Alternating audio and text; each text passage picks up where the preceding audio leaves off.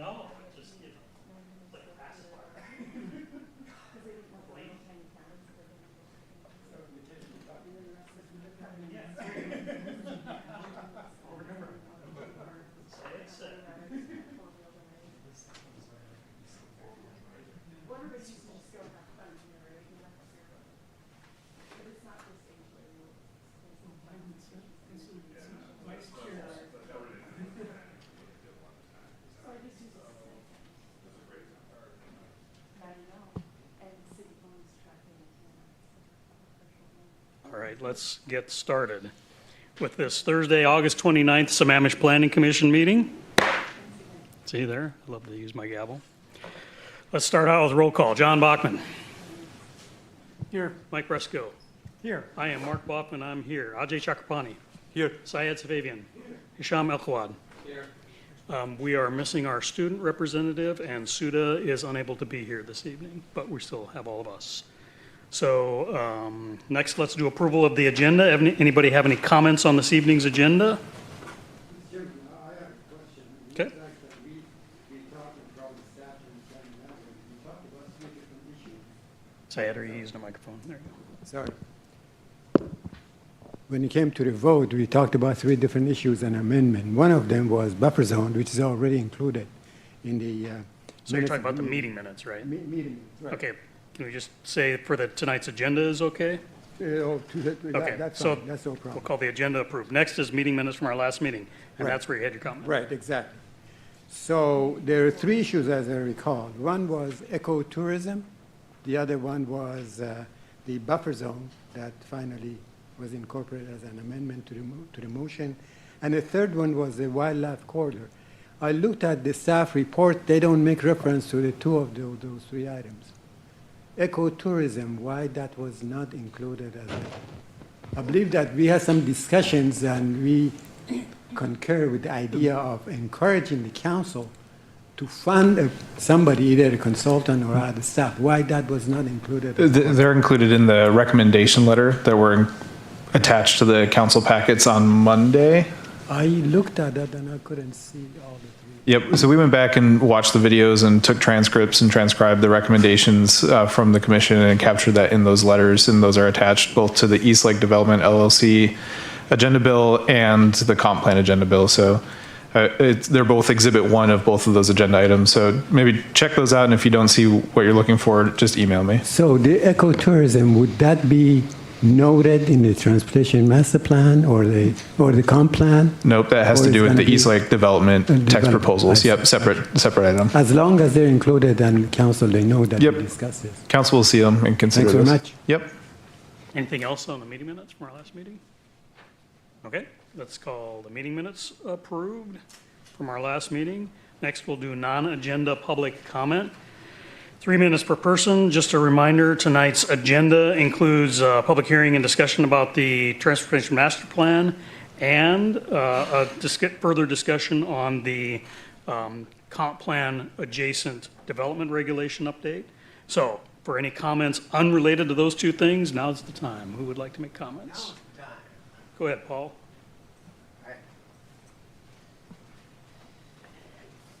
Happy August to the Planning Commission. Paul Stickney, Sammamish. Mike, I like the beard. Okay. I'd like to start with 6 words: regional growth target and citywide housing imbalance. Reduce these 2 sets of 3 words into one: external and internal. The external growth target does not contemplate what internal housing needs are, and that's what I'd like to chat about. External comes from the state, and it goes to counties and then comes down to the cities.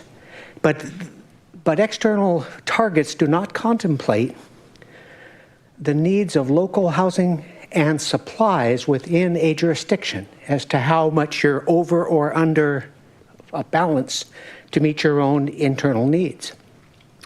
Sammamish's share of regional growth this cycle was around 6,200 units, with emphasis originally for Sammamish to take more because it's contiguous. However, I may surprise some of you with this. I actually like a small growth target. If you look at Enrich and Sustain Article 6, it says that back since 2019, support a low regional growth target, because I'm not for expanding the circle of housing, making who comes here a lot larger than it already is. But what I am for is for filling in missing segments in that circle that have always been missing. So it's time for housing imbalance needs to be optimized for cycle of life and future generations. And this hasn't been addressed for the first 25 years of our city, and the comp plan that is moving forward now does not actually contemplate housing imbalance and have a discussion of meeting those needs. So the within Sammamish proposal suggests adding 5,000 market rate to the 2,100 affordable housing target. 2 separate sources of numbers. Meet the 2,100 affordable and begin meeting far larger needs than 5,000 in this cycle and not wait another 10 or 20 years. So I suggest, if you feel compelled, that the council consider this and put it out there for them to discuss. Do we start meeting some market rate housing from 500 to 1.4 million and some high-end townhomes and affordable?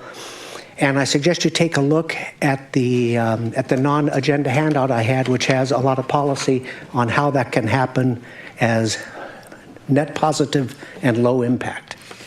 So I have a copy for you guys. And there's only 2 on this side.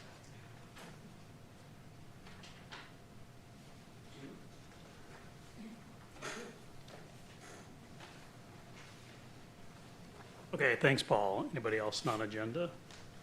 Go ahead, Mary.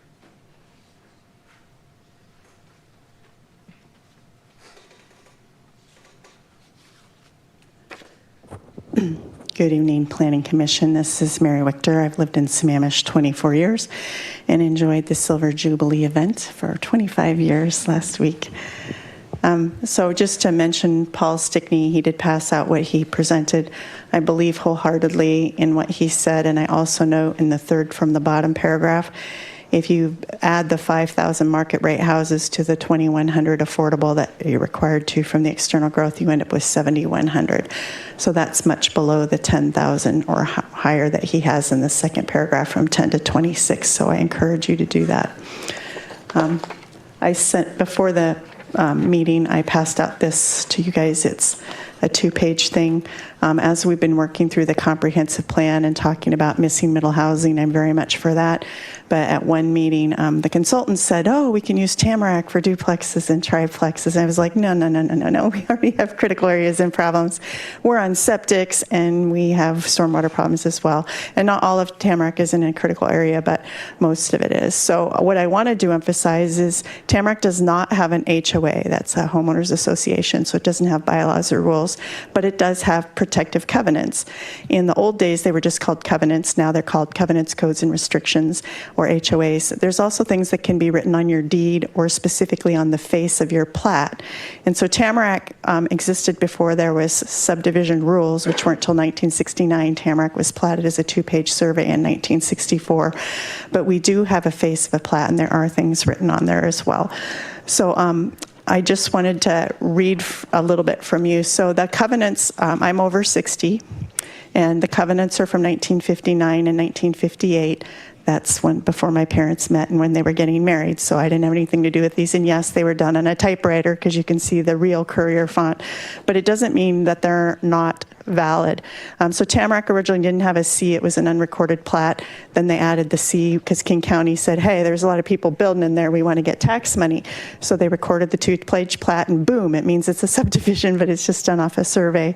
And it says these covenants shall run with the land. Running the land means they stick regardless of who the owner is, and shall be binding on all parties. And then it says the lots in the tract are considered residential, and any building needs to be a 1 detached single-family dwelling for single-family occupancy only. And then later, Inglewood was building on much smaller lots, and they didn't want to have tiny little cabins. So Tamarack actually says the floor of your main dwelling has to be a minimum of 900 square feet. So there are covenants, and you can't just go and put the missing middle housing, the duplexes, triplexes, or sixplexes in. We're also not close to transit, and we're also in critical areas.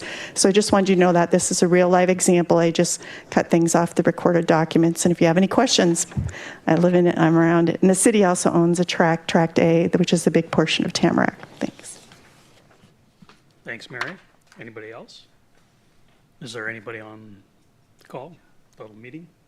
Okay, let's move on to our first topic this evening, which is going to be a presentation on the Transportation Master Plan and then a public hearing. And I believe we're on the screen. Wonderful. All right. Chair Boffman, David Pyle, Community Development. While our counterparts from Public Works are joining us, this topic tonight is the consideration of the Transportation Master Plan that's been in development for some time. And I see that Audrey Starcy, our Public Works Director, Greg Stamesho with Public Works, our Deputy Public Works Director, and Lindsay Channing, our Transportation Planner in Public Works, has joined us, and we'll be doing a short presentation followed by opportunity for discussion and consideration by the Commission. Thank you. Thank you so much, David, for the introduction. So thank you. That saved a few seconds off of my introduction. We are also joined this evening. I'm Audrey Starcy, the Public Works Director for the city. So very excited to be here this evening to talk about the Transportation Master Plan with you. We are also joined by Sarah Keenan of DKS Associates, who their firm is helping us put together the very first Transportation Master Plan for the city. So very exciting night for us. This will be the 4th presentation this year in discussion with Planning Commission. We do have a very short presentation planned. In following the presentation, we would ask that you open and consider closing the public hearing this evening. And of course, we have a recommendation, a recommended motion at the end of our presentation for your consideration after the hearing. Next slide, please. So like I said, a short presentation this evening. About halfway through, I'll transition over to Lindsay Channing, our transportation planner, to conclude the presentation this evening. We do have a handful of slides. We wanted to remind the community of the very important connection that the Transportation Master Plan, or TMP, has to the city's comprehensive plan, and all of the great work that we've been doing for the last year and a half on both of those documents. And of course, we'll provide an outline of the various TMP drafts. So we are currently on, oh, could you go back, please? We are currently on the second draft, and we have many other drafts too that will be following this one as the TMP evolves over this fall and of course into 2025. We also have a handful of slides that we'll go over on how to encourage more feedback from the community. We'd love to hear what you have to say on the Transportation Master Plan, and of course, of how we will plan to incorporate any feedback throughout the drafts of the TMP this fall. Next slide, please. So we've seen this slide a handful of times. Very important. It does outline the connection between these very important documents for the city. So our comprehensive plan, which we are updating this year, really is at the top of our graphic on to the right of your screen. This is where the city's vision, the vision statements that we've been working so hard on, and the goals and policies live citywide. In the transportation element itself, we have vision statements and goals and policies specifically related to transportation. And then in the Transportation Master Plan, previously that was, in the Transportation Master Plan, we have our strategies and implementation plans. This really is a 20-year look ahead for all things transportation for the city of Sammamish. This, of course, will be adopted by reference into Volume 2 of the city's comprehensive plan update plan for December of this year. And all of this great work leads to many of our functional plans, one of which is highlighted on this slide, which is our 6-year capital improvement plan for transportation that's commonly known as the Transportation Improvement Plan, or TIP. Next slide, please. The TMP is significant for many, many reasons. This is a very important plan for this city, or any city. It's critical that we have this master plan for all things transportation, as we are working with a lot of our counterparts across the region. It's critical. It provides our framework for our compliance with the Growth Management Act, and it is a centralized strategic framework that really supports many of our transportation decisions and our investment strategies, not only in the next 6 years, but the next 20 years. So this document is meant to also evolve over time, and we'll get into that in the next few slides. As you can see, you've seen this slide before. We did add a few colors here this evening, but we have been working on quite a few things in 23 and 2024. We have a lot of transportation work ahead of us in 2025 and 2026. So the dark blue boxes here represent some of the comprehensive planning documents. So of course, we're talking about our Transportation Master Plan this evening. We are planning on updating the TMP in 2025. Those updates will include information and important decisions in programs and projects throughout many of these other plans that we're working on, including those in the green boxes. So we are also working on our Town Center Supplemental Environmental Impact Statement, or SEIS. The outcome of some of that work will be reflected in the TMP update next year, as well as the outcome of some of our transit enhancement studies, our bike and pedestrian mobility strategic plan, as well as our pavement management strategic plan.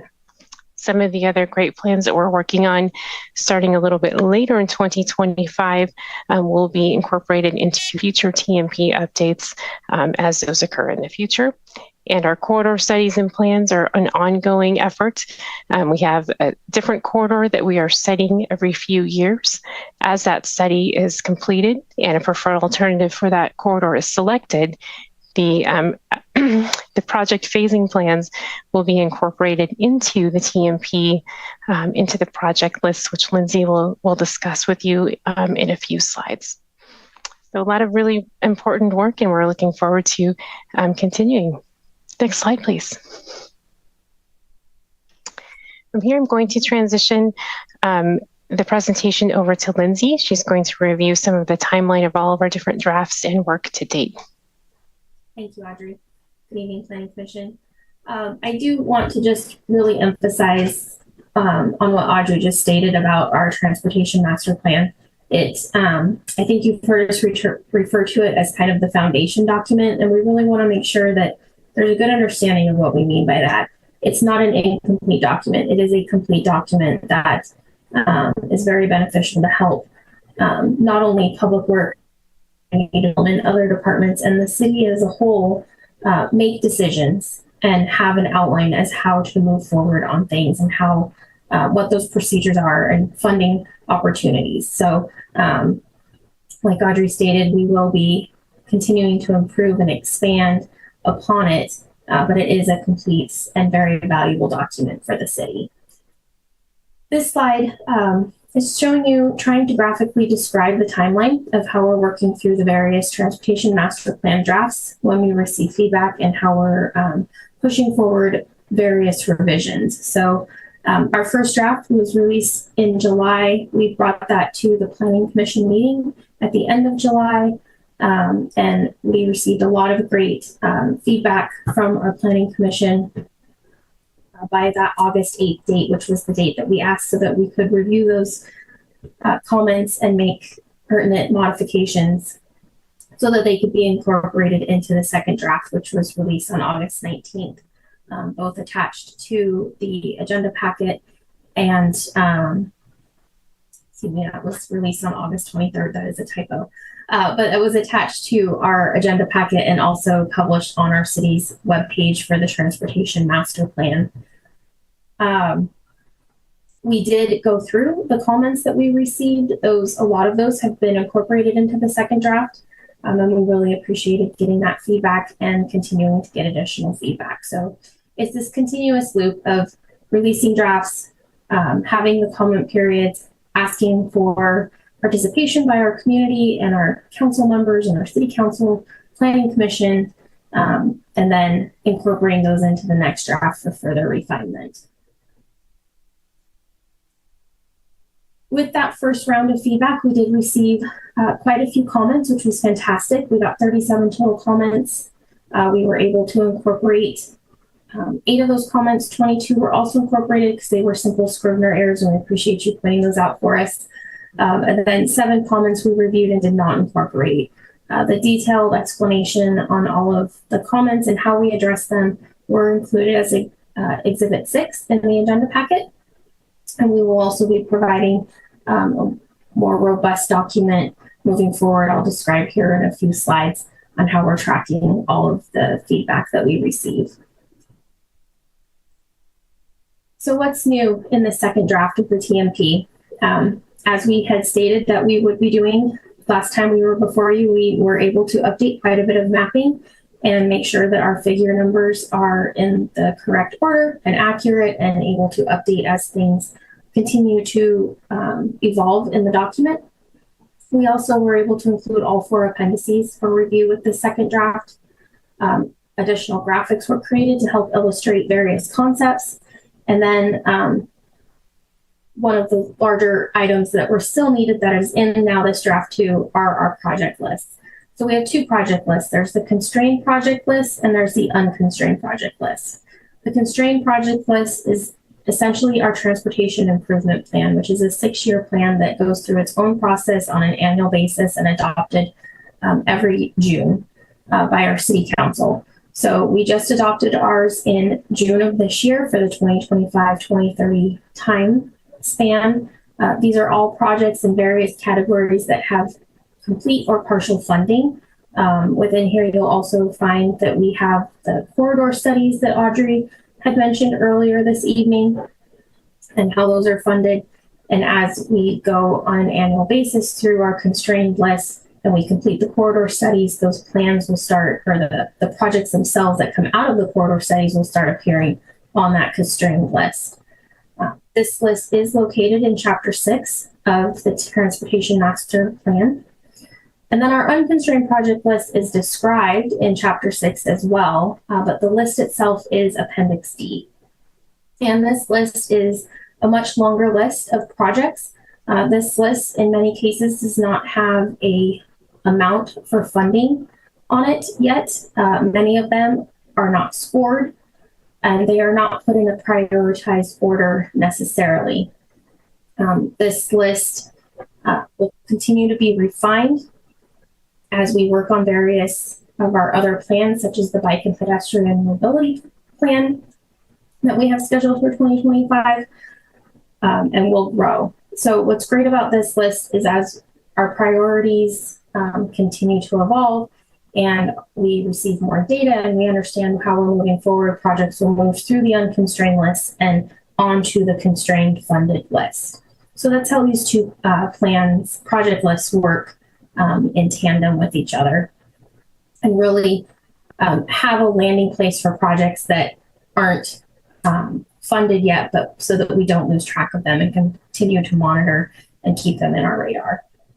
And then lastly, as I mentioned previously, we were able to incorporate the feedback that we received by August 8th into the second draft.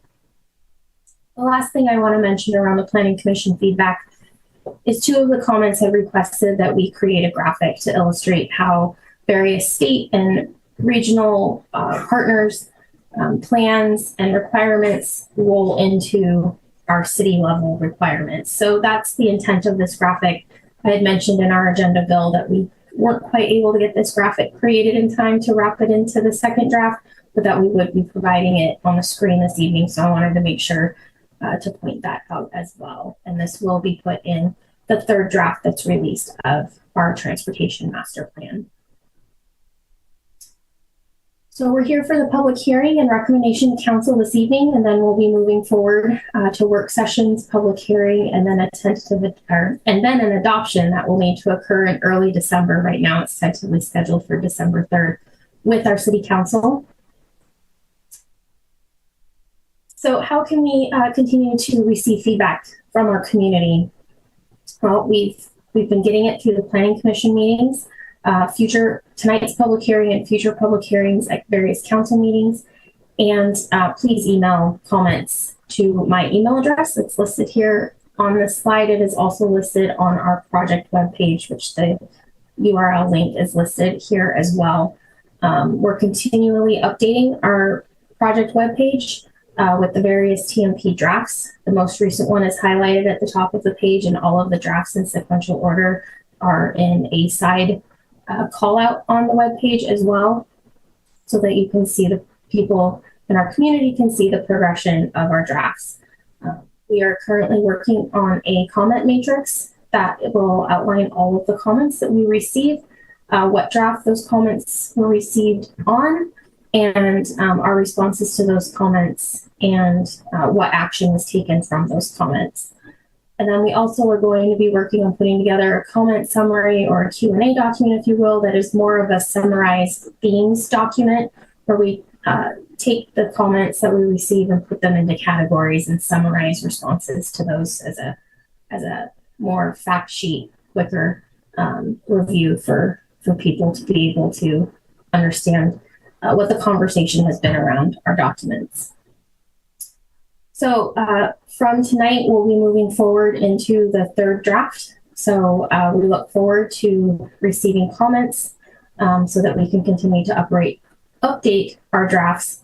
So we anticipate having 5 actual TMP documents rounds of documents by the time we get to adoption with council. This on the screen is staff's recommended motion for Planning Commission this evening. This is also in the agenda bill that was prepared for you all. And with that, we recommend that you move forward with opening and hopefully closing the public hearing this evening and making a recommendation to council. Thank you so much. Thanks, Audrey and Lindsay. What questions do we have for the staff here based on this presentation and what you've read so far? You have something, Ajay? Yes. Thank you, Chair. Thank you for that presentation. That was great. Actually, the best part of that was the slide where you had how all of the components work together. And I don't have the slide number over here, so I could not tell. But if you could go back to the timeline slide. Yeah, this is the one.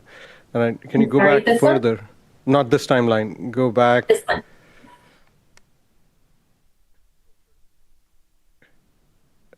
This one? Yes, Okay. this one. So, so we are actually. Can you go one back? I saw something in there. Yeah, this one. So in here, so we have the transportation master plan, and that goes on all the way with the TMP update that comes through 2025. At that time, we still have the ITS going on. Shouldn't we come back after the ITS to just confirm that the TMP has addressed everything, or do you see that as not necessary in here? Because I somehow thought that the TMP update that you've listed for all of 2025 would be broken up to come one of them at least to have after the ITS is done. I didn't see that over here, so I'm just curious. Why is it that we have the TMP update as one full block and not as a broken up block that can even take up the ITS afterwards?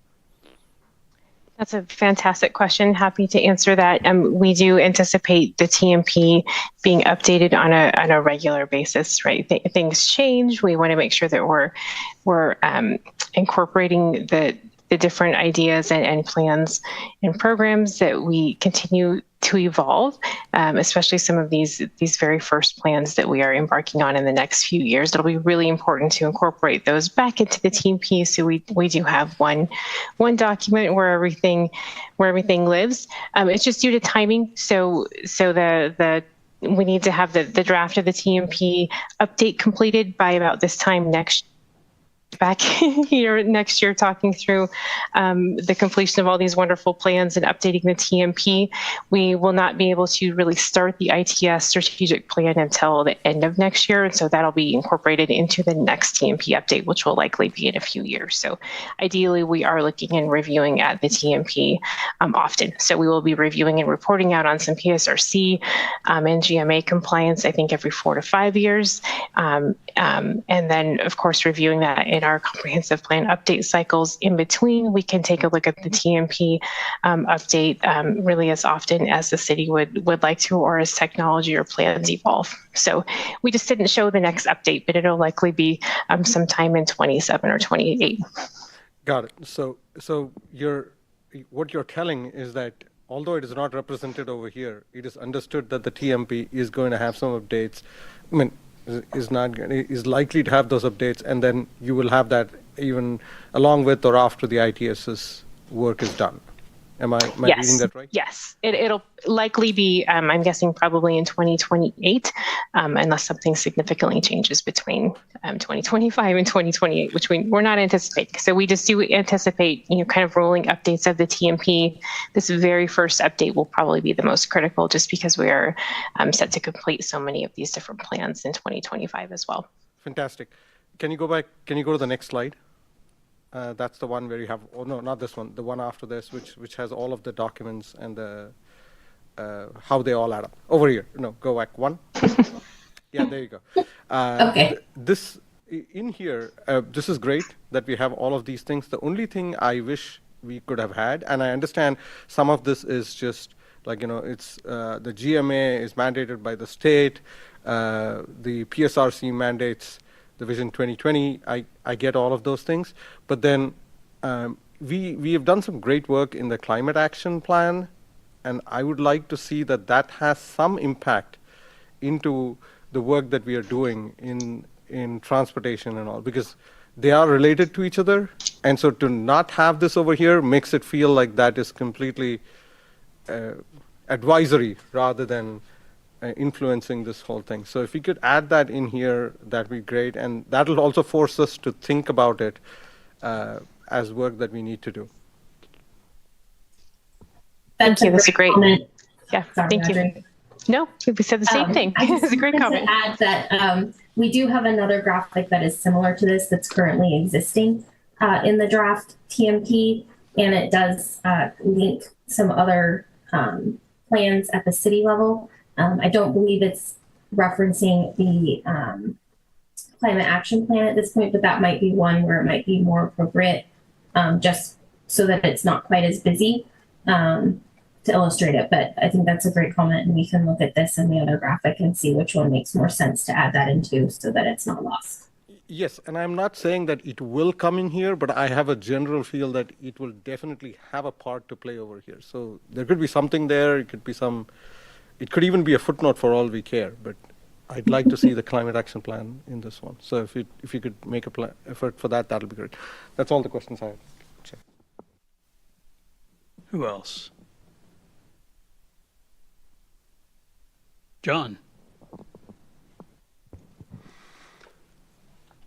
Okay, I'm not a traffic engineer, so I did my best to wade through how many pages? 400 pages. As a general comment, it felt like this draft of the TMP focused mostly, and probably for good reason, on the principal and collector distributor type arterials. And in reading through it, I noticed mention of the neighborhood, what's it called? Neighborhood Traffic Management Program, which then I had to dig around and find that. And it was compiled a number of years ago. So my point here is, while the TMP itself in its current version has gone a long way towards multimodal, looking much more broadly at our transportation systems, both at vehicle level and human level. The neighborhood traffic management program, which I guess this draft is quite old now, isn't well tied into that. It talks more about speed and just general neighborhood traffic rather than what's going on in the neighborhood. So I guess my encouragement is a little bit like Ajay's, and wrapping all of these pieces together, that as you get to it, I know you're extremely limited in what you can take on, that the neighborhood traffic management program is surfaced, updated, tied in more tightly, and even advertised a little bit more. I didn't even know it existed, or what the process was for requesting such. On my street, we requested some no parking signs, which you all responded very quickly, but I didn't know anything about the neighborhood traffic management program. So advertising that, updating it for mobility, even including the e-bikes that are going down our neighborhood street at 30 miles an hour. I saw some nods out there. So yeah, challenges abound, but I think it's an important one, and I think a lot of our citizenry would be very interested in what's going on, how traffic is managed in their neighborhood, not just the vehicles going up and down the street, but the kids riding their bikes and all those other things. So that's all I have. Thanks. Syed, do you have something? Remember, we have a whole nother topic this evening. I'll kindly remind you of that. You can see in here. Just for the record, I send my comments, general comments, of course, after the deadline, and the staff acknowledge receiving it, but they're not included, understandably, because I apologize to the staff that it took me so long to get to that point. Let's start with I don't know if we have the ability, or if the staff has the ability to show some of these graphics that you have in the report. For instance, can you show the function classification rule?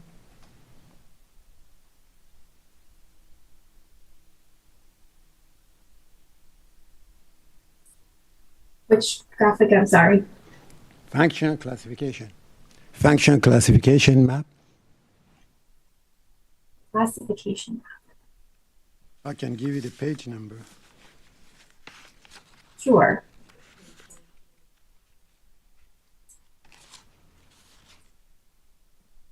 A voice from heaven said it was page 44. Page 24. Thank you very much. Give me just a moment. I think 44. Oh, got it. Thank you. Sorry about that.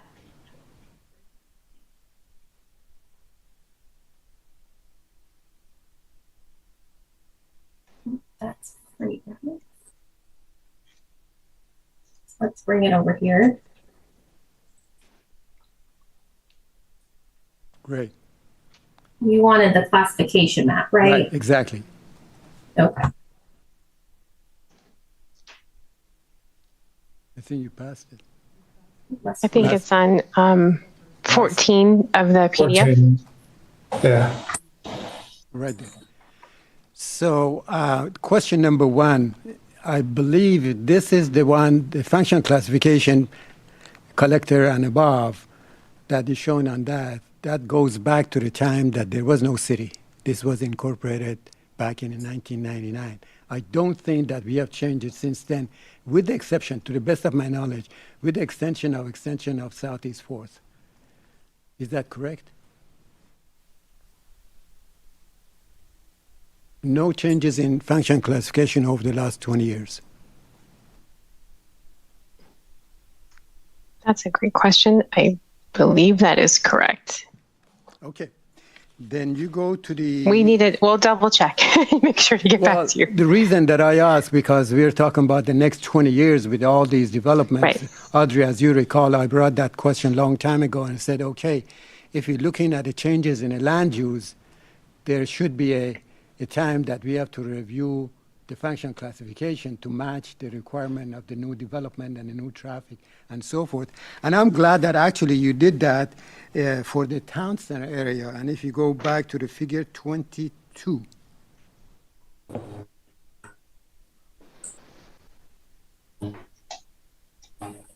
it is under, I believe, modeling.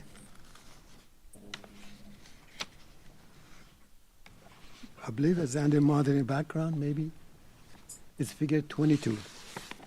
Yeah. I'm just going to scroll off screen so that I don't make anyone dizzy.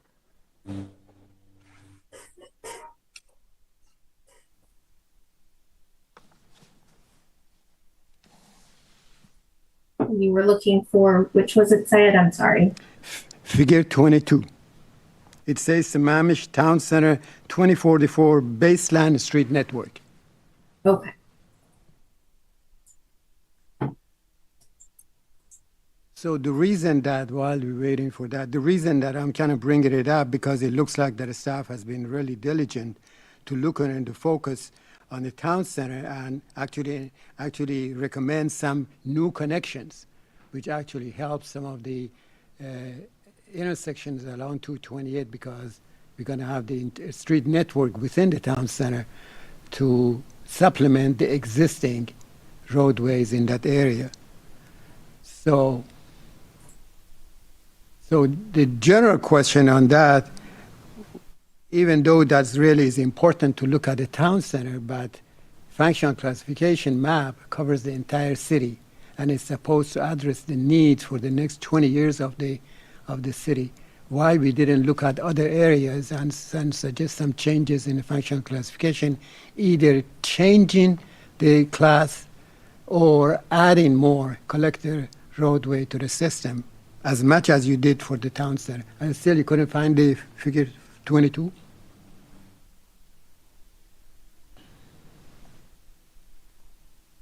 And what's the title of that?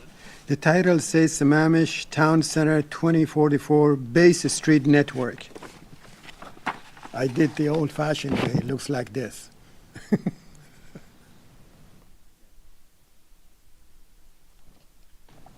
So what is good, as I said, that for the town center, it looks like that we're getting quite a few new connections and also changes. For instance, the recommendation is actually to downgrade, so to speak, the intersection of Main Street at 228 and instead put a signal at the Southeast First, which is a block down south on the 228, and extend the street Southeast First, both sides of the 228. That's why that graphic would show to the audience what we're talking about. No? I think we're still finding, I know what you're talking about. I think we're still finding what page it's on.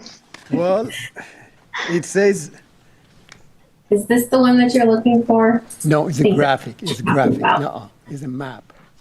No, it's a map. Okay. No. This is it. You found it? What page is it? Interestingly, figure 22 shows up here in a couple places. That might be worth checking. Literally the words figure 22. Maybe I'm just misunderstanding the labeling. This one is on, for us, it's in the packet on page 177 of 340 in the packet. There's a page number in the middle of the page that says 2. Where is this at? Down the bottom says page 2. Just trying to find where this actually lives.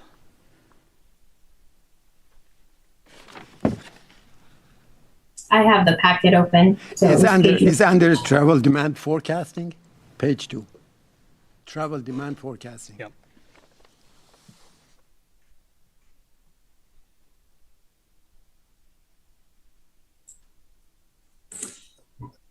I got it. It's in Exhibit 3. We were looking at Exhibit 1. So, here, I could share it.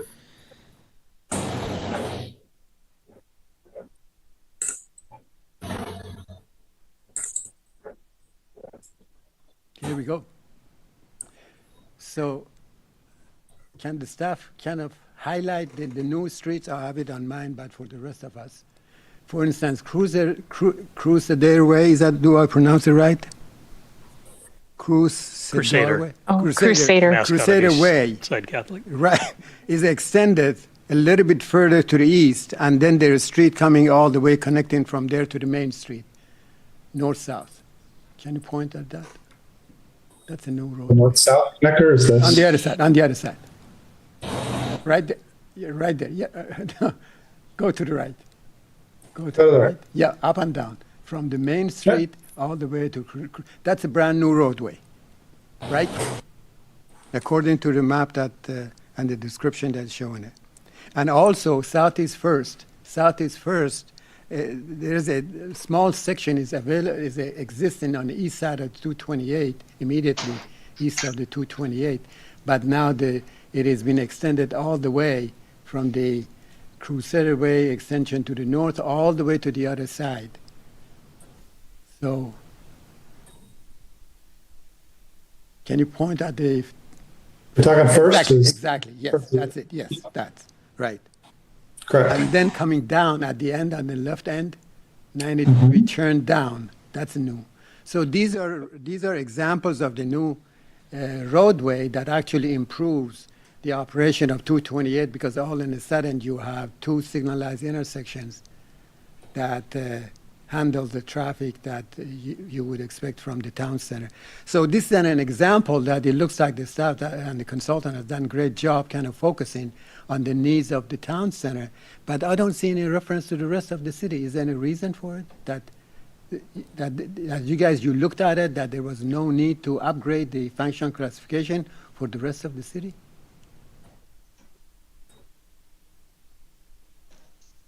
We are still exploring it. We have corridor studies, including the Sahalee corridor study and other corridor studies in the future that will help us better define connector projects to our major arterials in and out of the city. So it's not that we intentionally left anything out or didn't mean to look at it into this.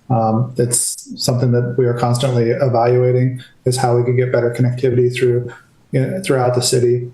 We have massive constraints, of course, with steep slopes and other environmental concerns within the city. So this illustrates the town center connections. Some of our other studies will help evaluate how we connect throughout the city better going into the future. This is just a snapshot of that area of the city.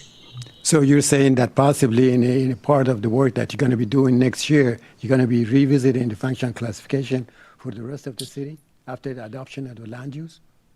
I wouldn't say the functions. It would be the connections and possibility of connections. Are all these no roadways, let's say the one that we were just talking about, you didn't, the report doesn't identify, are these collectors or the local? I don't know off the top of my head. What was the justification of removing the signal at the main street at a 228 and taking it to the first?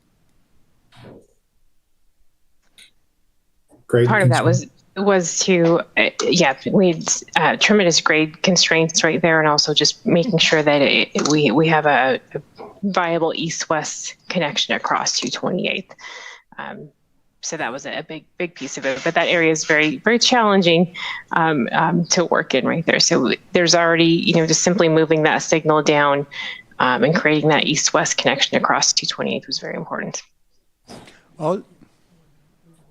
Also, some of these new roadways connecting the existing streets, I hope that the staff and the consultant look at possibility of, instead of sticking a signal, look at other treatments like a traffic circle or roundabout. I didn't see any reference to them. Yeah, this is, high level planning as different developments come in. Of course, we'll look at different impacts. And of course, with each individual development, we'll look at any potential impacts of traffic and mitigation measures. But we can look at that. Of course, each different type of traffic calming has a different, pro and con that goes along with it too. But we certainly can look at some alternatives. Well, we're not talking about traffic calming. We're talking about traffic control at the intersection. Yeah. But we're saying this is a conceptual High level that best reflects what we think could work. And when detailed design occurs, there will be the public process which we evaluate what the final design of each of these locations should be. Let's talk about another subject, and that is the projected changes in the future because of the land use. It looks like that as far as the 2044, the projection, traffic, and number of things related to that is based on basically three concepts. One of them is the expansion or the not completion of the town center. But it looks like that for some reason, and I'm trying to understand why, we didn't look at the sub-areas in addition to the town center as far as generating more traffic between now and the next 20 years. Why focus only on the town center? I could jump in there. The town center or the sub areas simply don't exist. They're conceptual on the future land use map. However, anything beyond the city's town center, we simply don't have any other sub areas in the city. They're conceptual only. But the 20-year plan would have the land use plan, but it would not have the transportation infrastructure to support that land use? So part of the process of establishing sub areas is going through the sub area planning steps that are necessary, which includes transportation planning to see what the capacity of those possible sub areas might be. So that's a fundamental step, at which point we would integrate those studies into the TMP and we would be revising the comp plan in order to integrate the sub areas that are established. So currently, in the draft comprehensive plan, the future sub areas, whether it's the Inglewood, the Pine Lake, or the Klahani sub areas that are identified, are only conceptual. And that is simply to provide a guide to the city as to where additional study might need to take place and additional growth might take place following that study. Let's move on to the level of service. That is something that I'm very much interested. I was under the impression that this transportation master plan, it is going to be multimodal. And if it is indeed multimodal, why the LOS is based on the intersection delay, right? And they're integrating other modes of transportation other than vehicles. It's a great question. I can start, and then team feel free to chime in. But we do continue to use intersection level of service and delay seconds at those intersections as one of many types of level of service that we'll be looking at. So in the TMP, it does outline pedestrian and bicycle level of service, as well as the the transit. So it's just it's multimodal, but we look at each mode in a little bit different way. So team, feel free to jump in. Sarah, I'm sure I missed something. Yeah, I would just add that if you look in existing condition section, you'll see that we addressed vehicles, so with the intersection level of service, as well as bicycle, pedestrian, and transit. And then in the future condition, you'll notice that we only addressed vehicles, and that's because when we get to the bicycle and pedestrian mobility plan next year, we'll wrap that into the update that we were talking about for next year for the TMP. And so that will be when we look at future conditions of bicycle and pedestrian level of service. Are there going to be any quantitative way of integrating the delays and inconvenience and level of stress that you adequately and very clearly showing it in the report? Are you going to be able adequately to address those and integrate it as a part of the overall level of service in a multimodal way? In a quantitative So way, they are not looked at quantitative, separately. in numerical values. So the way that we've laid out how we're analyzing pedestrian and bicycle level of service under existing conditions, so that's really based on the facility that's out there. So under existing conditions, what's out there now, or in future conditions, what's planned. And then other factors such as the number of vehicles on the roadway and the speed of vehicles on the roadway really impact how comfortable somebody can feel as a bicyclist or as a pedestrian walking along the roadway. And that's what we'll use. That's what we used under existing conditions to analyze bicycle and pedestrian level of service. And that's what we'll look at in the future as well. Let me kind of give you an example so that hopefully that makes it a little bit clear. Let's say a developer comes to the project. Let's say McDonald's comes to the city and they want to develop a new outlet anywhere in the city. Staff, they're going to look at it and they're going to ask for conducting a traffic study. And traffic study, they're going to come and make and analyze the level of service and the level of service E. And then based on the level of service E, which is based on the delay at the intersection, the staff, they're going to look at what kind of changes they have to make, either at the intersection or roadway and all that address that level of service that is only for the vehicular traffic, but not for the pedestrian, not for the bicyclist. So how that, in that example, how the staff, they're going to be evaluating the impact of the McDonald's on the roadway system beyond vehicular traffic.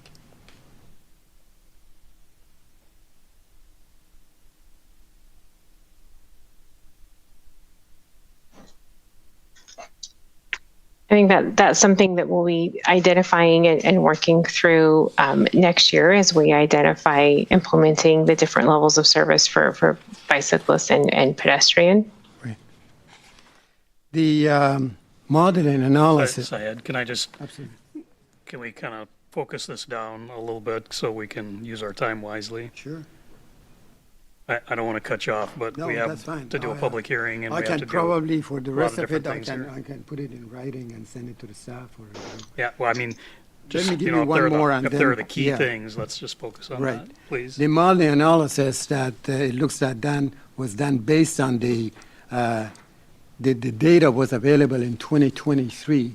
What was the reason that the city did a comprehensive traffic count study in 2024? Why the modeling analysis didn't use the actual count in 2024 rather than 23? We can check with our traffic engineering team, of course, and provide some answers on our Q&A document and the matrix online. But my understanding is it takes quite a bit to go through and calibrate the model. So that was all along the plan was to utilize the 2023 data, and of course take a look at any counts that came in for 2024, just in terms of kind of checking to see where those counts came in compared to 2023, but it was the 23 counts that to my knowledge, were the counts that were used to for the different traffic demand models. But we're happy to check in with our engineering team and make sure that all of these technical questions are answered and addressed.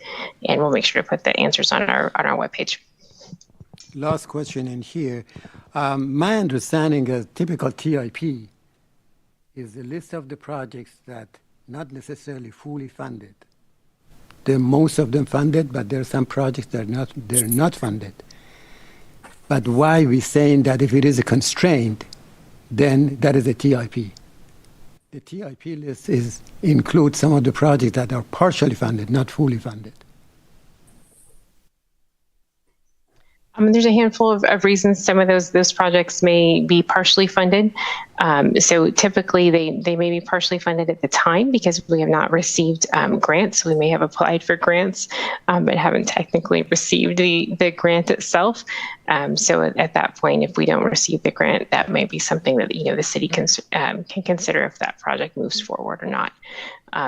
But we did include some of those projects on the tip because there were some funding opportunities available within the 6-year window.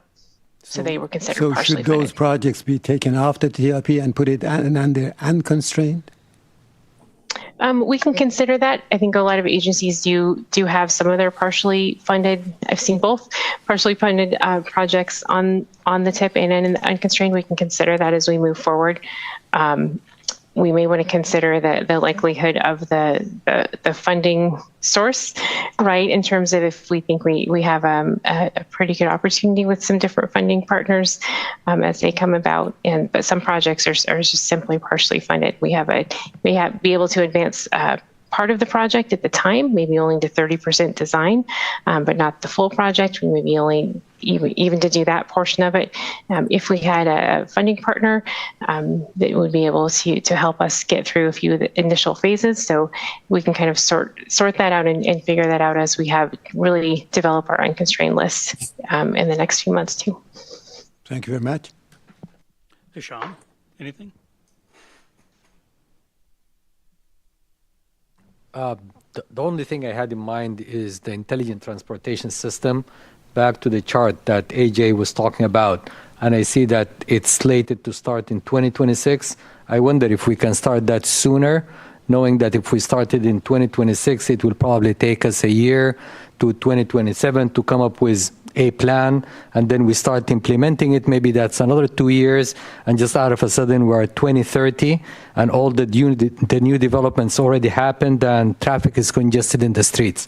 So if there's any way we can bring it sooner, maybe we can avoid any issues down the road 5 or 6 years.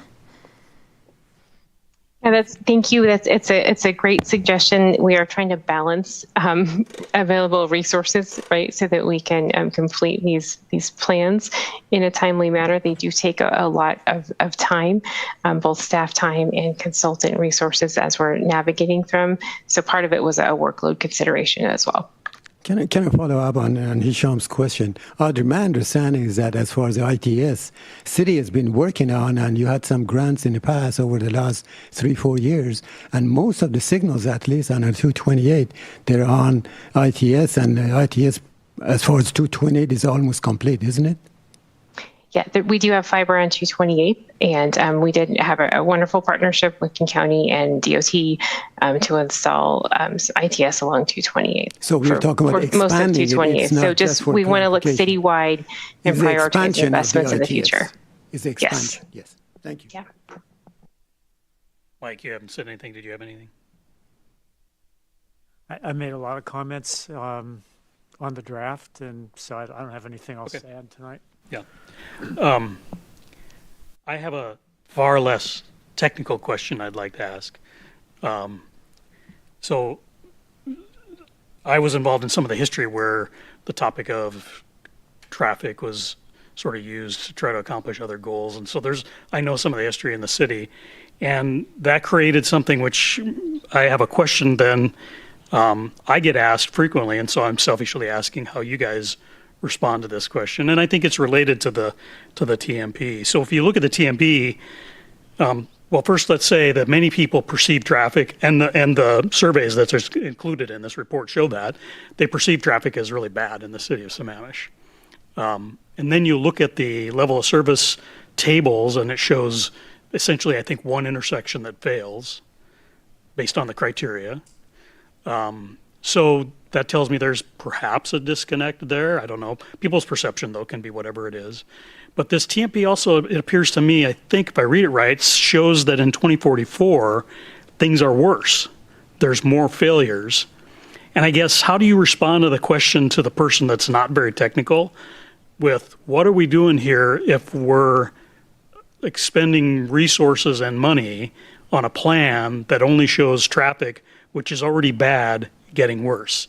Now I think I kind of know some answers to that, and I've had to answer that question myself a few times.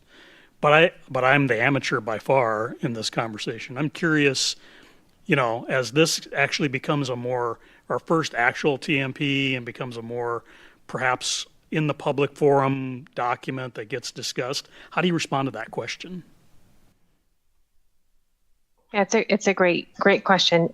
So right now, we don't have any concurrency failures. So looking at our tip for the next 6 years, we don't have any failures. We did have one located at 8th and Windsor, and we corrected that this summer with some paint. We'll continue to monitor that. So we adjusted the striping right there. So hopefully that was an AM failure. And so we'll monitor that, of course, to see hopefully that was corrected, and continue to monitor that going forward. My recollection of the other failures were dependent on different scenarios that we looked at. And of course, this is forecasting, right? 20 years into the future, a lot can change in 20 years. So we're constantly looking at different traffic conditions, but the forecasts in the future do predict some failures, but closer to the 2044 year rather than the next few years. So lots of time to plan for those, and of course, lots of time to evaluate if those scenarios that are forecast do evolve. And just like the comprehensive plan that we will be updating, we'll be updating the TMP often and likely more often than the comprehensive plan update. So lots of opportunities to take a look at some of those projects and potential failures. So is it fair if I'm asked that question? Sorry, when I'm asked that question, is it fair for me to respond, this is a plan that helps us figure out what to do to address problems and make things better, right? This isn't necessarily the solution to our future, but it is a guideline for where we should put our resources and energy to try to make it better. Absolutely. Yes, it's a Non-technical. great way to phrase it. And we're happy to address any of the more technical questions. I think we did receive a few questions around concurrency in our Q&A document online too. One other thing I wanted to ask, which I think might be a little discussion in our later discussion. So I was trying to follow what was going to happen with so we're on draft 2, then there's a draft 3, and then it goes to the council. We're recommending a draft to the council, and I always would like to make sure we all understand how draft it actually is. In other words, we are, as the planning commission, recommending something to the city council, but how much more no, that's not the right time to use that word. Question. How much more progress changes are there going to be in these drafts? I couldn't quite pick that out from, to understand when we recommend it, are we recommending a 50% document, a 90% document, or it really just needs a spell check and then it's ready to go? Yeah, great question. We did receive quite a few comments this week, which of course we appreciate. I haven't reviewed each one yet, but I know that Lindsay and Sarah have been working on those. Just at a quick scan, I think they have already been incorporated for the most part in our draft 3 that we're slowly working on right now. I don't think that it will substantially change. It will just be enhanced by new graphics that'll help kind of visualize the text and support the messaging in text. Potentially some updated maps. From that, I don't anticipate a whole lot of changes, but please, Lindsay and Sarah or Greg, chime in. I would say if you want a percentage, I'd say very conservatively, you're probably at an 85 to 90% right now with the document. The future drafts, unless there's a major flaw that no one has picked up to date on, I don't see any major changes occurring. It's more clarification, working on wording to make it easier to understand, or further explaining certain terms. For instance, it was pointed out that there was a term that didn't have a definition, and we thought that was a great catch. And so we're going to be getting that definition added into draft 3. So I hope that is helpful. Thank you. Can I add on to that? So I also want to point out here that this TMP document does 2 things for us. One is it serves as the mechanism to fulfill Growth Management Act comprehensive plan requirements. So we are now sending this off to Puget Sound Regional Council. King County reviews it. The Commerce gets a copy of it and reviews it. And it is possible that as part of that review, most likely through PSRC, there will be some comments that will result in changes before the council finally adopts it. Those are the real must-haves. Those are mandates. That's the side of this that meets our Growth Management Act requirements. There's another side of this, which is it's best practice. The city needs a TMP. It's really where all of our planning should go. It's a decision-making guide. It's really helpful to the city to really encapsulate all of our transportation planning in one place. But it is not something that is required under state law. So those are changes that we can choose to make that don't have to then be taken to the Puget Sound Regional Council for their validation and review. And so think about in those terms. I agree with what Lindsay said, just reading it, 85 to 90%, but understand that there could be some feedback provided by PSRC particularly that could result in some edits that the council will have to make as part of this, just because we are using this in part to achieve compliance with our comprehensive plan. Okay. Next, we'll be getting ready to do the public hearing. So any more questions for Lindsay, Audrey, Greg? Okay. Thanks, everybody. So I'm going to open the public hearing, and I always forget this. 7 minutes. Is it 7 minutes per person? 7 minutes per person for public comments on the Transportation Master Plan.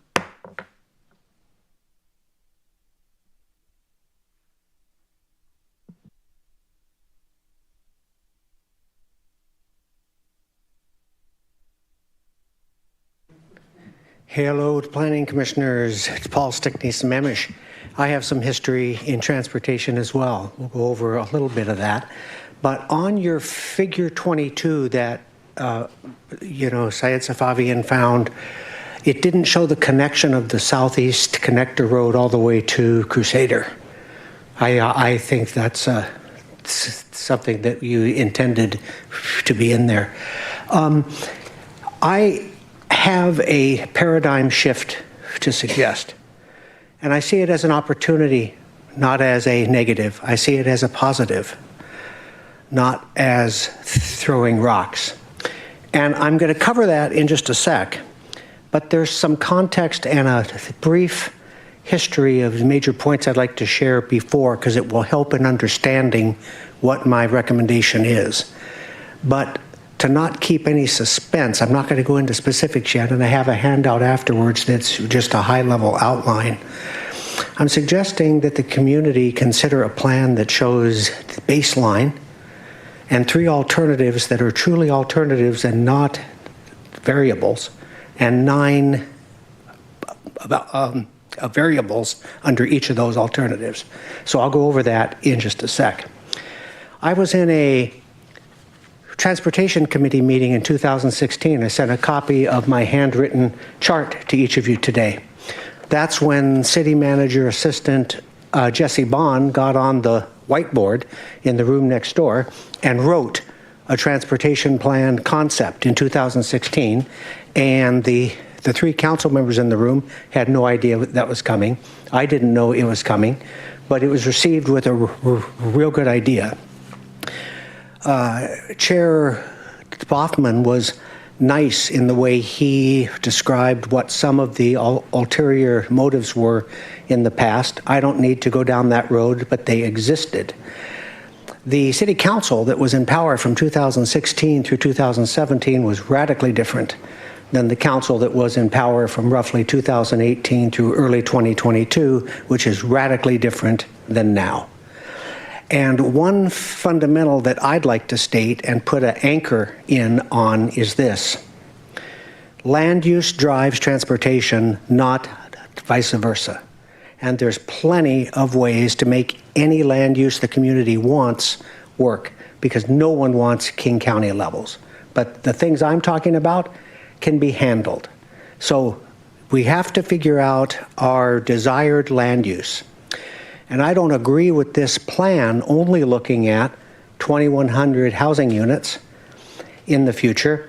It calls out for 1,700 in town center, but that doesn't jive with the comp plan that only shows town center having 1,100.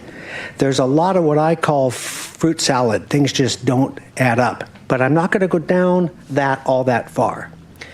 Prior TMPs that I sent you today had massive amounts of road projects before development. So did the Bluma EIS. But that ship sailed. But one thing, now, if I'm wrong on any of this, I will retract and I will be corrected. But I don't believe that the prior TMPs or this one has anywhere near enough emphasis on the number one issue, schools.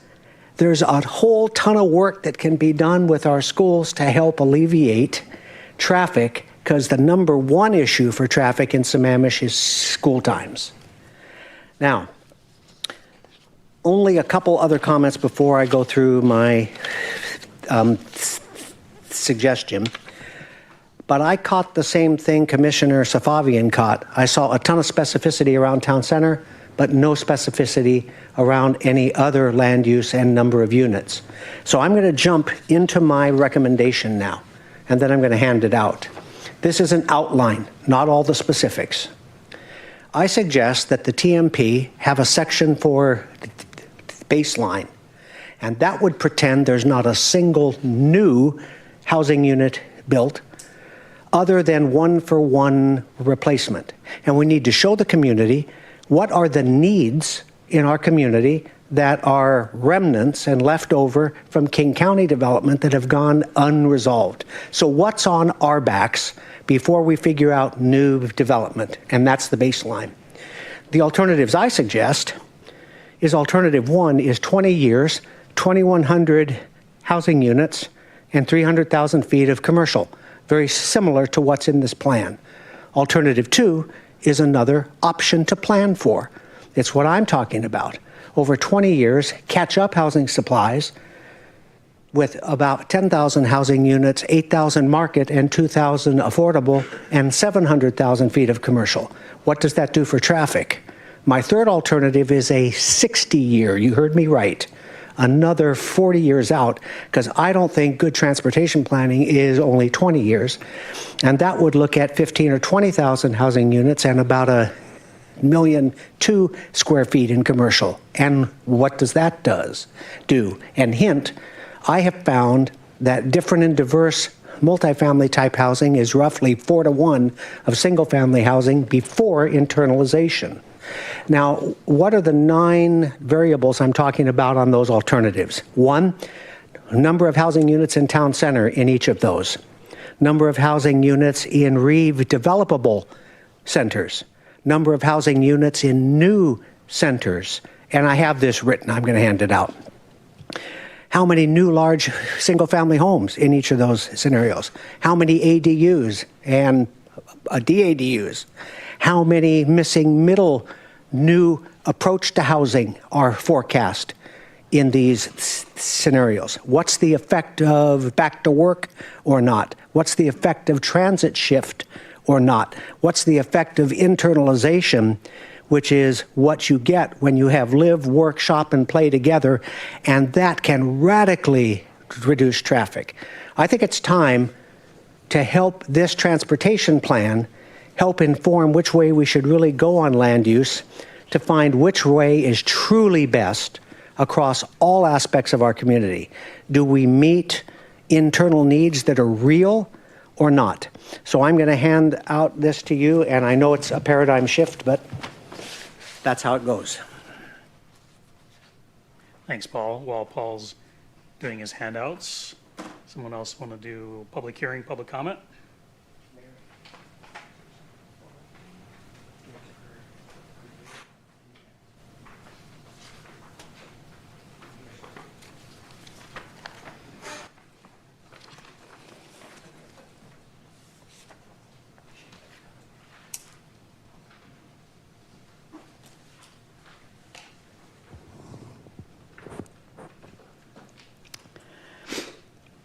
Hi, Mary Wichter again, Sammamish 24 years.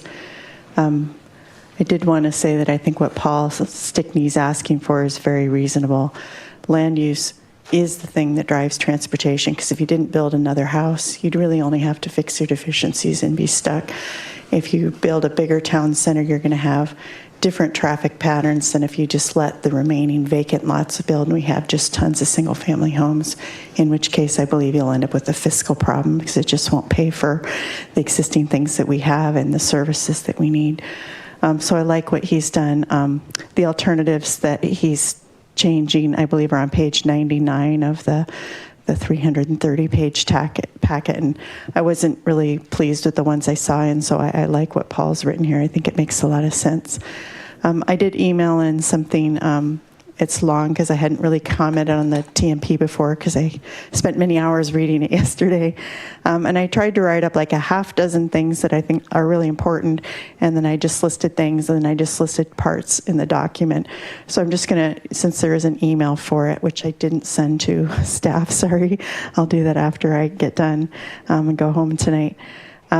First of all, it's just when our other consultant was doing work for the comp plan and other things, sometimes people would use a picture that's not in Sammamish, and a lot of people, so they'd prefer that the pictures be in Sammamish. So I like the first one that's really beautiful on page 13, but that's actually taken from like Sammamish State Park. So I don't know if you want to change that or not. It's just feedback that we've had from other things. You do need to fix deficiencies. There's sidewalk gaps, like the one by the Northeast Inglewood Hill Road by the roundabout. Meade was always a walking school, only had one bus or none, and we need to be able to walk around there. It doesn't have to be a concrete sidewalk. It's partly paved, but we just need to do some of those things. So I think where Paul Stickney's talking about fix your deficiencies is super important. I think there needs to be more connections. When you can connect wildlife and people, you have more people that can walk. We have so many dead-end cul-de-sacs. If there really is an emergency, how are people going to get out? If they know that there's a way that they can walk or connect or have a backup plan or a backup way, I think that's really important. There's a lot of utilities that run through our city, and if you've ever gone through Soaring Eagle Park, there's a road that looks like this. That's actually over the water main that connects outside the city back into the city. And the reason that's cool is Sammamish Plateau Water and Sewer, they want their utilities. They don't want big trees over them, but they don't want to deal with the liability of having trails. So if you team with the water and sewer districts and like the Bonneville Power, which also has a pipeline going through, those people get their utilities, and it's something that ours people can use either on a regular basis or at least on emergency one. I've also mentioned a number of times, and no one's ever picked up on this, there are over 500 stormwater ponds in the city that when development occurs, they do build a stormwater pond, it gets given to the city, and then the city is responsible for it. Those are public things, and some of them can be walked through, some of them can't, but you need to know where they are, and if you just have the addresses for those, I believe it's pretty easy. You don't even have to be a GIS person to pop those in and see them on King County where they are. But we need to know where those are for wildlife corridors and other things we're working on in the comp plan, for people to connect, and for maintenance, and also some of the plantings, like the stormwater stewards are planting ponds that where vegetation, adding it is a good thing. I think we need to have outreach programs, safe paths for schools and speeds near parks. I think speed is a big thing. If you've seen the people ripping around on the e-bikes, you've got it. I've seen multiple kids crash because they're going unsupervised. If we have people going in cars really fast and that, we're headed for doom. So I think it's really important that we look at our speed limits as well. And I think we need to look at how we connect through communities. One of the biggest things that one of the traffic consultants from the city, he used to talk about off-peak shifting. That's where if you know it's really crowded at 8, you go in at 7:40 or 7:20 or something or other. And he said that if you can just get a 10 or 15% change, it can really affect it for everybody. I lived in Holland for a couple years, and there's North Holland, Middle Holland, and South Holland. And there are 15 million people in a land area about half the size of the state of Maine. And they don't take their school times off at the same time. They don't, because it clogs the few airports that they have. So I think if you can do things where people have areas that they can go in, working with the school districts on this, the school bells every year is super important. There's a lot of people that will work from home, and I think also having connectivity, so we need more broadband fiber and things so people can work and do things from home so they're not driving out. As far as traffic stress and people feeling comfortable, I know a lot of people that don't walk or roll or ride because they're worried about the speed of the traffic and they just don't feel safe. So to get that down, I think we need to look at lowering speed limits as well. And I had spoken to lowering speed limits on January 5th of this year. The city of Bozeman in Montana had actually had enough deaths that they put all their principal arterials are no longer 45, they're 35. The minor arterials went to 25, and then the connector streets, I think, went lower, and they actually changed around parks and schools to 15 miles per hour for consistency.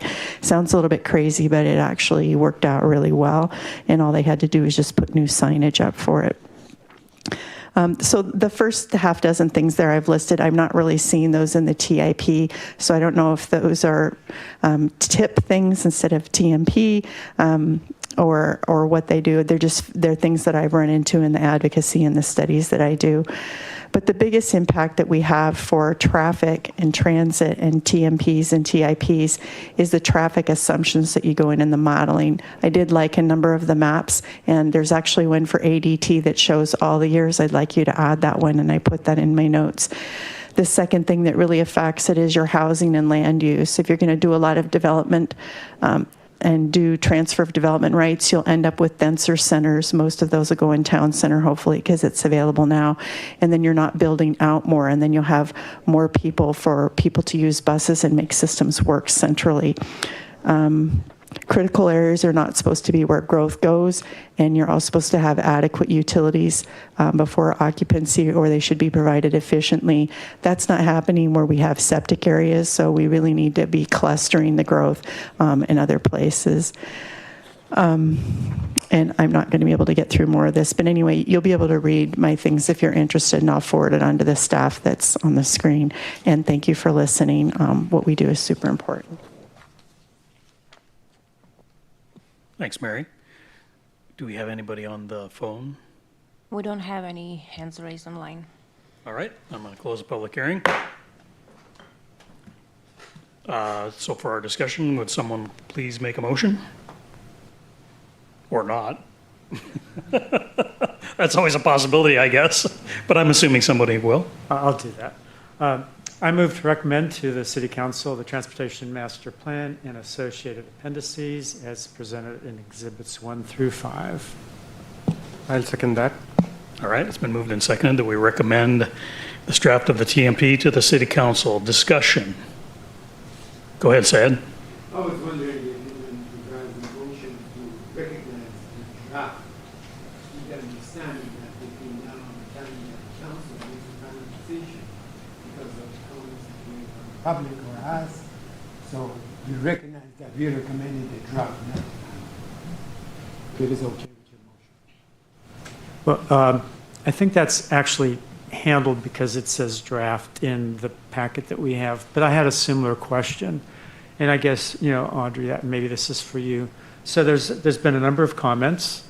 We've talked a little bit about the slide that talked about, revisions to the draft and so forth. So I guess trying to summarize, what we can expect is that you'll be incorporating, those comments that you think are worthy over the next couple of weeks to move the draft from 85 or 90% to 95 or maybe 97%. And is that what will go to council?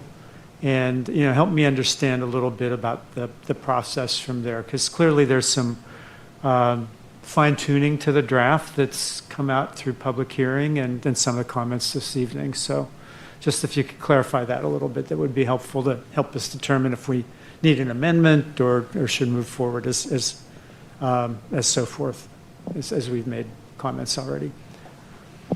Yeah, of course. And Lindsay, if you're able to share the two slides. So one is the timeline of the drafts. I think that's helpful to review again, and then also when the next council meetings are. As we discussed earlier, this is a bulk of the TMP is already completed, and we'll just be revising likely minor things, as David alluded to, unless we hear something substantial back from PSRC. Again, that would be a mandate in that case, and that would be a revised document at that point. But from what we've heard to date, it's likely minor revisions as we're adding to and clarify information, adding definitions, adding graphics, so that what is written in there is hopefully something that the community is able to access and understand. So we would love to have continued feedback along the way. I believe this third draft will be the draft that we'll be discussing with council. Lindsay, am I correct? That is correct.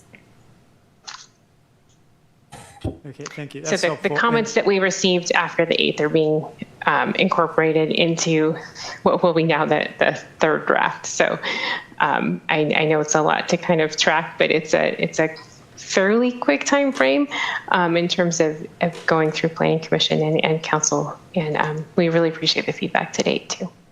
Yeah, and I'll just comment that part of the reason I was comfortable making that motion is the recognition that this is actually kind of a living document, that we expect to have a major update next year as additional elements get put in and refinement, and the funded programs that were listed, at least to me, make sense, and looking out over the next several years of the changes that would be made.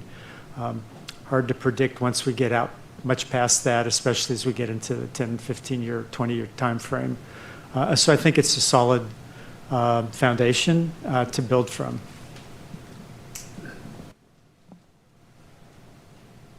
Go ahead.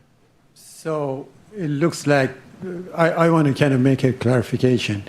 The comments that the staff received with the deadline of August 8th was reflective of the report that was given to us on July 19th. Did not include those attachments that we've received in the last few days. That lots of information, a lot of comments that I made, and a question that I raised tonight, they were not included in the draft that we received. Therefore, if the intent of the staff to only include those comments that the staff received from the community or from the commission, with the deadline of August 8th is unfair, because that does not include the information that the staff since then has given us in the last few days. Go ahead, John. So I think Mike's point is that the motion says, as presented in exhibits 1, 2, 3, 4, and 5, what's on paper, and we would expect that as this goes to council, that Audrey, David, and others will explain the process, the review process, further input, community input, PSRC input, and highlight any substantive changes. So our recommendation is for what's printed on the paper today, understanding that this is still a draft. I guess one comment I'd make on this topic, and the reason I actually asked that question, is this feels to me, and this is only a gut feel, but my gut feel is that this is a little more draft than we commonly recommend to the council. And I think if I followed the discussion correctly, there's good reasons for that. With the comp plan having taken up a lot of time and attention for all of us, and the need to get this to align with the comp plan by the end of the year so that the comp plan's reference to the TMP makes sense. We're having to kind of push things along a little bit more aggressively. I'm not sure that's quite the right way to say it, but than we might normally do. And so I think I'm fine with that, particularly given we're going to do an update. According to the plan, we're going to do an update next year anyway. So there's an opportunity to address things that happen.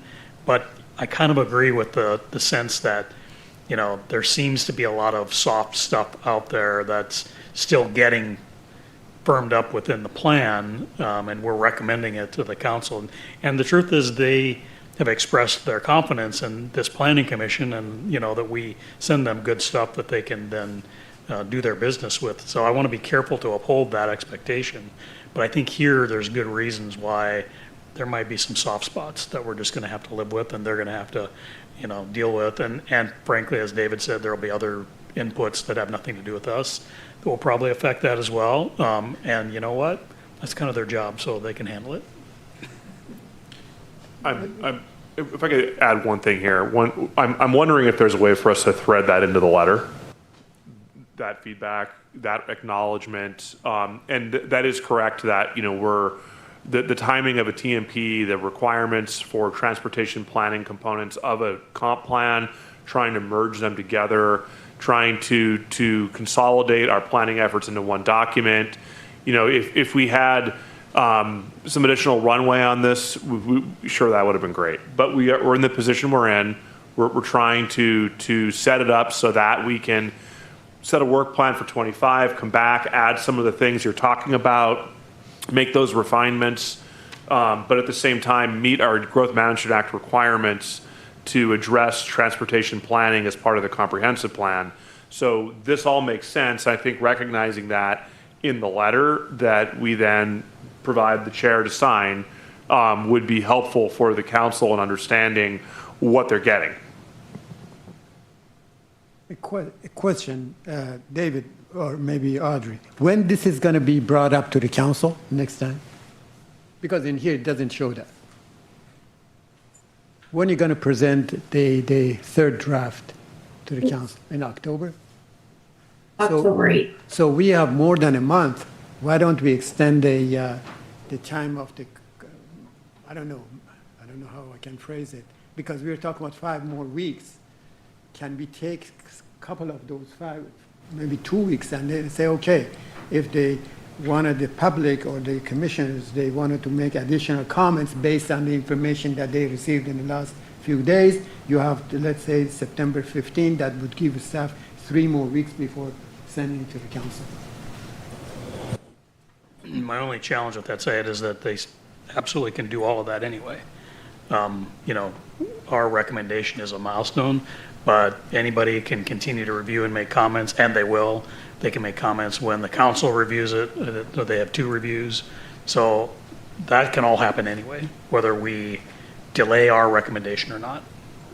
The only difference would be is staff might have a more refined version that we're recommending.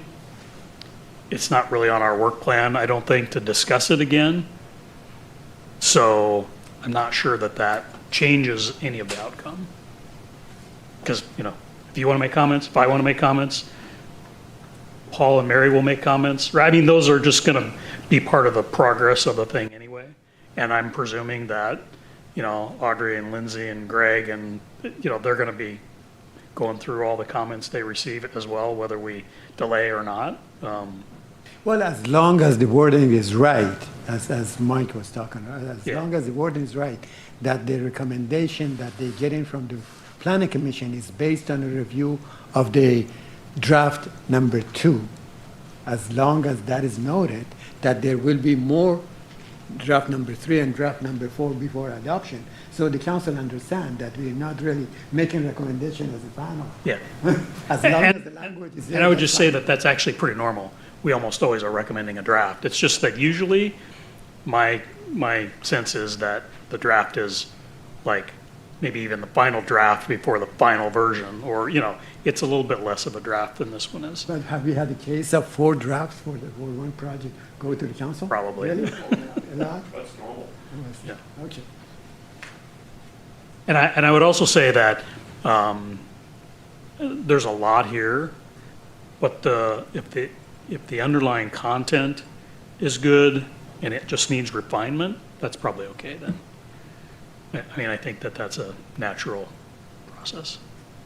Now, if there's underlying content in here we want to talk about, and I actually do have one comment about that, to see what you guys think, but that's a little bit of a different thing than refining, like, the graphics to be more readable and the spell checking and fix the margins and blah, blah, blah, right? I mean, I do all of that when I produce a document in the last 5 minutes before I hit print. So, you know, they may not get to all of that stuff until the end anyway.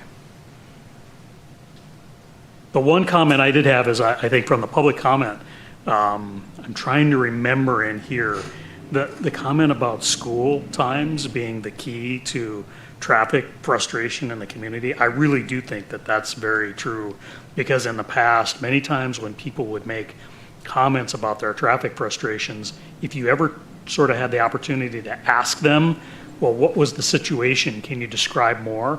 Many, if not almost every time, they're describing their frustrations with school starts, whether they're dropping their kids off at school or just trying to get to work while the school start was going on.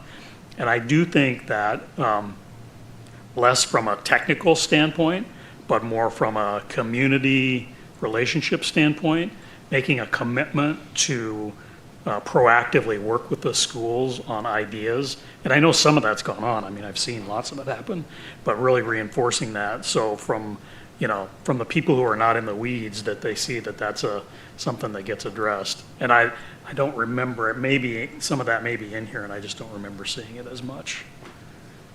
That's the one thing that from a content standpoint, I could consider. Well, one of the challenges that the city has, we are dealing with the 2 different school districts in the city that affect the operation of 228. Yeah. Yeah, there's, School times are already staggered.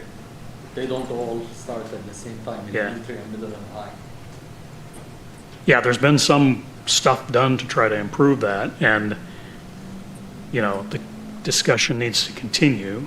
And then are there physical things that can be done that would help, you know, based on actual standing there and watching it? I don't, you know, maybe that's all been done as well, but I do think that even though this is impractical, but if you solved the school problem, people's perception of traffic in the city would improve 100%. Now, that may not make the numbers on the graph change, which is what's important for the you know, staff and everybody to work on, but you got to balance both of the practical stuff and the perception stuff. I could clarify that our traffic engineering team meets with all of our school districts within Sammamish monthly and evaluates not per se start and stop times, because that's mostly dictated by the school districts based off of availability of coach operators, bus drivers, but safety and efficiencies within our traffic circles are nearby schools. We evaluate how those are working. Are our signals timed correctly? Are the signs located in the right locations to provide the best safe paths for our students? Are the crosswalks striped appropriately? So we have a regular correspondence with our schools about how we can make traffic and safety flow better within Sammamish with our school district. Yeah, and does the TMP acknowledge that specifically? I'd have to confirm. Yeah, I don't remember reading it now. That's 300 pages or whatever, so maybe. But I do think that it's not a deal breaker for me at all, but I do think that from a community relationship standpoint, it'd be good to call it out. You know, one thing I could highlight there, relationship there, is that TMP can help in the future provide alternative routing, right? As we build out a grid, I think the town center example that you raised is a good example. As the town center starts to provide alternative signals with different routes and different ways to get around in the city, you know, one of the big challenges that I understand, and I look at this from the outside, so this is an anecdotal sort of observer's comment, is that it is extremely difficult for the school districts to set up their start times given union contracts that they have, with the hours that the staff are working, the resources that they have that they're dealing with across their entire district. Now they're on 228th, we do understand that, but one of the big challenges is that their operations go much further beyond what we're even looking at. And in order to get them to make those changes, when they change one thing, then it changes it in another city where there's probably an equal problem. So, you know, how do you make that happen? I think that one of the big opportunities here is for us to continue to plan our transportation network through a transportation master plan and identify alternative routing and workarounds and intelligent transportation systems and education of people. Because, I mean, even I know not to go down the road near my house during a certain time of day because you're going to get caught in traffic. It's just, it's about education and awareness and what your alternative routes are. Just to add on to that a little bit, David, too, there are some great components of the TMP that we're just building the foundation for, and we'll dive into the details next year a little bit. But that multimodal level of service does set the city up for success in terms of looking at potential mode shift and what can we do in terms of infrastructure improvements around schools, right? And so would some of the traffic be reduced if more of the students could walk or bike or different things like that? So I think it'll be really looking forward to exploring that a little bit more. As Greg spoke to already, our traffic engineering teams meet regularly with the schools. We're planning for months with them before the school year starts. And we're constantly looking at the queuing right along with our school partners too. So it's a great relationship that we have with all of the districts in the city, and we'll continue to look at localized traffic conditions as well. Yeah, I guess I just reiterate that I know that all that is happening, and if you don't tell people what you're doing, then they assume you're doing nothing. So I would really want to encourage that it be written down as part of the plan so that then we can all point to it and say, yeah, see, that's, it's not just, we're not making it up, but here it is, it's written down. And not a deal breaker, but just a, politics side of it. Okay, who else? Just one more item on the school traffic. At least based on my experience, one of the issues that we're dealing with is a drop-off and a pickup. And usually that affects the traffic badly, and I don't know to what extent the staff has had that discussion with the school district folks and see if there is anything that the city can do or if they can modify where they allow the pickup and a drop of the students that are happening that affects the operation of the street network. We have regular conversations about all options and with our school districts for drop off and pick up for locations for safety. And we'll continue to do so. As Audrey mentioned, our multimodal plan will help that if we could get more people to have alternative means of getting kids to and from school. Metro is enhancing the 269 service next week. So there's a lot greater opportunities for transit within Sammamish coming. John, I think you were going to say something. Yeah, I'd suggest that we add some sort of comment to this effect to the letter to highlight the issue, that we had that conversation and acknowledge the work that transportation's doing and meeting with the school district. Just to your point, Mark, to highlight it for the council and for ourselves. Yeah. I think that would be okay. What you said about walking and biking, Ms. Darcy. I'm so sorry. Could you repeat what you said? Could you repeat what you said about walking and biking? Sure. So part of, I think, what we would like to work on with our bike and pedestrian mobility plan next year is identifying priority locations within the city where we can make infrastructure improvements, right? Adding sidewalk, maybe it's a larger shared path on one side of the road where bike lanes need to go in. And I am anticipating, likely to be prioritizing those around schools and community connection points, so schools to parks, et cetera, so that hopefully students have a different opportunity to commute to and from school. Thank you. Anybody else? Okay, I'm going to call the question. So I'm going to repeat what I believe the motion was, and you can correct me if I get it wrong. It's been moved and seconded to recommend to the City Council the current draft Transportation Master Plan and associated appendices as presented in Exhibits 1, 2, 3, 4, and 5. All those in favor say aye. Aye. Aye. Opposed, no. That passes. Thank you, everyone. Thank you very much, and we are very excited, and we, of course, encourage your feedback throughout the process as well, but thank you very much. May I suggest a brief recess? Let's do, okay, can someone extend the meeting to 9, and then we will take a 10-minute recess? I'd propose extending the meeting to 9 p.m. Second. It's been moved and seconded to extend to 9. All in favor say aye. Aye. Aye. Opposed, no. Thank you. We are on a break until 8:30. Thank you.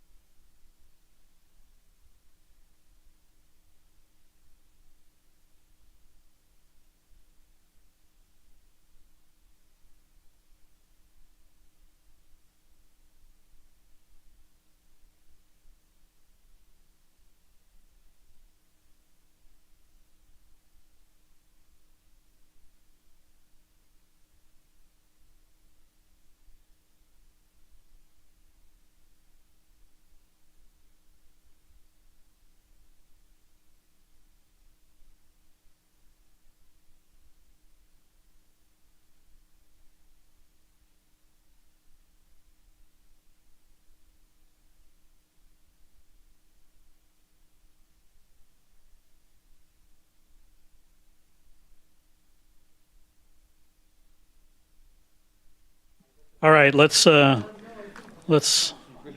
settled down and get back to it here and get started again.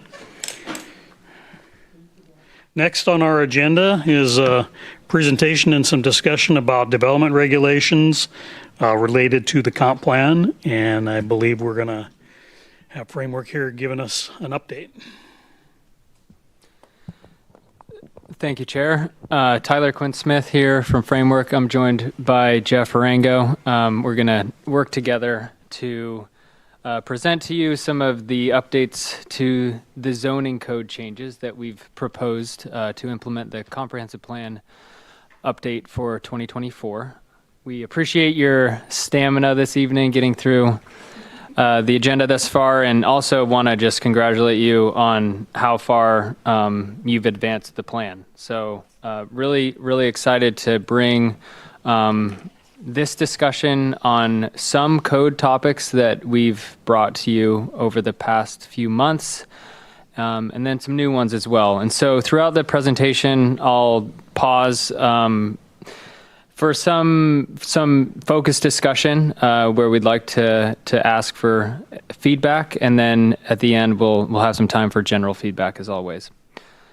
So I'm just going to get into the city's approach for implementation of middle housing. This is to implement comprehensive plan policies for more diverse housing choice. It is also designed to satisfy the state requirements under HB 1110. And so the general zoning approach to middle housing is through 3 separate overlay districts that will be applied to the city's existing R zones. So indicated on the screen here, Middle Housing Overlay District 1 will apply to R1. And in this instance, the unit density requirements for the MHO1 will be limited to the 3 and 4 units required under HB 1110, regardless of lot size. We have some opportunities for a bonus unit to get to the 4th unit, and this applies to all of the middle housing overlays.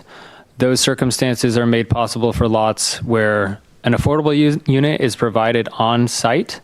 But in addition to that opportunity, if the existing home is retained, or if the lot is within a quarter-mile walking distance from an existing or planned transit stop, we're also unlocking that opportunity for the 4th unit. Now, in the Middle Housing Overlay District 2 and 3, which apply to the remaining R zones, the density regulations are twofold in that by right on all lots, 3 units are allowed. Now, we do recognize that due to the variety of lot sizes in these districts, a gross density regulation is also appropriate, and that's where the 12 and 18 units an acre come into play. For lots over a certain size, applicants would be allowed to provide more than those 3 or 4 units. On the far right, we have the floor area ratio requirements that are applied evenly to all of the overlay zones, and these are based on the existing floor area ratio of 0.5 for existing single family development, adding a modest 0.15 floor area ratio for every unit beyond 1 unit. Now to unpack some of the nuances to this approach, which I believe are new to this discussion. So bear with me here. We've come up with a flexible approach given the variety of lot kind of configurations that exist across the city and the possible development outcomes that we can foresee, including entirely new redevelopment where maybe an existing home is torn down and a new project comes in. Maybe there's an infill situation, a carve-out unit situation, and an attached addition. Given those plausible outcomes, we've come up with an approach that regulates differently based on the configuration of the new development. And by the configuration, I mean we're treating detached units separately from attached and stacked. And so each of these configuration types have their own set of standards. And so within each configuration, we have 4 buckets of regulation, and those are the boxes on the left here, starting with lots. In the lot kind of standards within each configuration, we're regulating things like hardscape coverage, building placement, so those are the setbacks, space between buildings. We also have some newer regulations around parking and access under the Middle Housing Overlay District that are more prescriptive in where the parking can be located on the lot. And these are mostly dynamic and based on where the facade of the building is, requiring the parking to be behind the facade beyond a certain distance. You have a call out box here for parking study criteria. So one concept that we've been advancing, not only for the middle housing overlay, but for other residential development in the city, is to provide some parking flexibility if a very simple parking study is carried out by the applicant, with some pretty straightforward criteria bulleted here on the right. The applicant would be required to do 2 parking counts at a certain time where on-street parking demand is at its highest, so that's typically in the evenings. And if the applicant is able to demonstrate that sufficient legal on-street parking exists within a certain distance of the property in question, they could qualify for a parking reduction or simply allowed to perform and provide their minimum parking requirements on the street rather than on the site.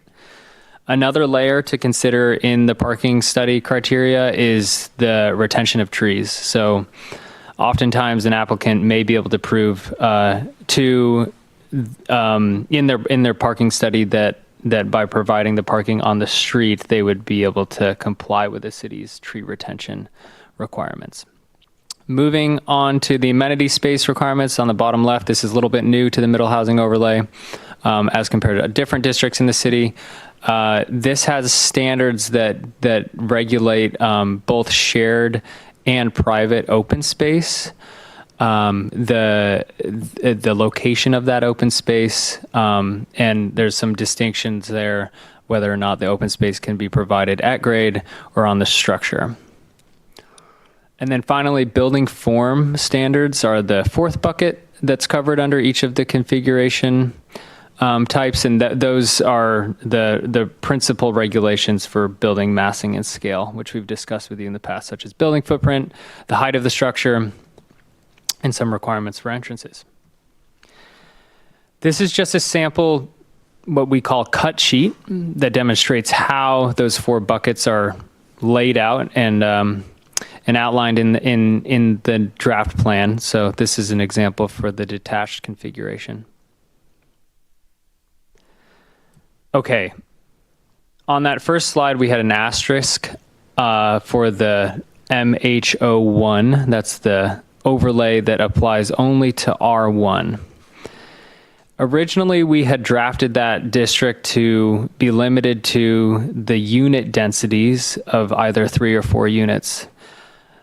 Understanding that the city's largest lots exist in the R1 district, we felt that it was possible to provide an option that allowed for more unit production that had some trade-offs with some smaller scale development patterns.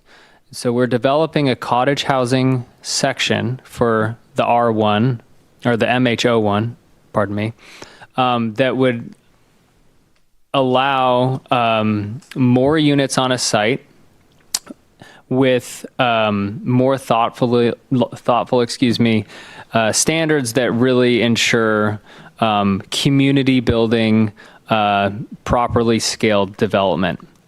And so some of the parameters that we're looking at for this regulatory piece is anywhere between 4 and 12 units tends to be an appropriate number for cottage housing. On the low end, less than 4 doesn't really have enough families or households required to build a sense of community. Over 12 tends to be a little bit crowded and a little messier for the purposes of cottage housing developments. That range of units per per cluster in combination with this building coverage standard of say 18%, can really help produce appropriately scaled and spaced sites that not only produce more units, build community, but also advance some of the city's goals around low impact development. And so we have a few other draft standards in the bullets below, regulating elements such as building size, just to ensure that these are truly modest cottages and not just a bunch of single family homes around a courtyard. So these are much smaller footprints than are allowed in the rest of the middle housing overlay, which are at 3,000 square feet for a building footprint. Lower building heights. Additional standards would regulate roof pitch, walkways, parking consolidation, landscaping, common outdoor areas, community buildings. So we feel that this is an item, though, based on where we are with the development of it. It's an item that we'd love to hear the feedback from Planning Commission on. So generally, we'd like to ask you all this evening if we're in the right direction with the parameters that we have for this exception, this cottage housing exception in the R1 district, and whether or not we should consider maybe additional standards for such as a gross density standard. But just generally, if we're on the right direction, on the right path with allowing these smaller units. That was great, Tyler. Just adding a couple things, tying it back to some of the engagement that we did early in the process. We did one of the summit meetings was specifically on housing, and we definitely have received comments about cottage housing and it being kind of a desirable housing type. And some examples were provided from the public as well. I think there's some projects in Kirkland you may be familiar with. I actually was the planning director for the city of Langley, and that was one of the first cities to have a cottage code, and Ross Chapin is a friend of mine. He's done a number of projects there and written books about it. It's nice because it can kind of retain sort of a rural character, but be sort of an urban-ish density. It gives you a lot of flexibility in site planning, lots of opportunities for landscape, creative stormwater approaches, and really can build community. Not only is there the outdoor sort of green space, but there oftentimes will be a small kind of community building, community garden, shared parking. So for those reasons, we thought this would be a good fit. And I think one of the advantages of just limiting the typologies beyond just the basics of HB 1110 is people would essentially be opting into it. And we can be very kind of prescriptive because we know the typologies that they'll be working with. So it tends to be a little bit more straightforward in terms of regulation, as opposed to what Tyler went through at the beginning, where you're trying to account for stacked, detached, and attached units in potentially a wide variety of configurations. This is a little bit more prescriptive. So anyways, just a little more background.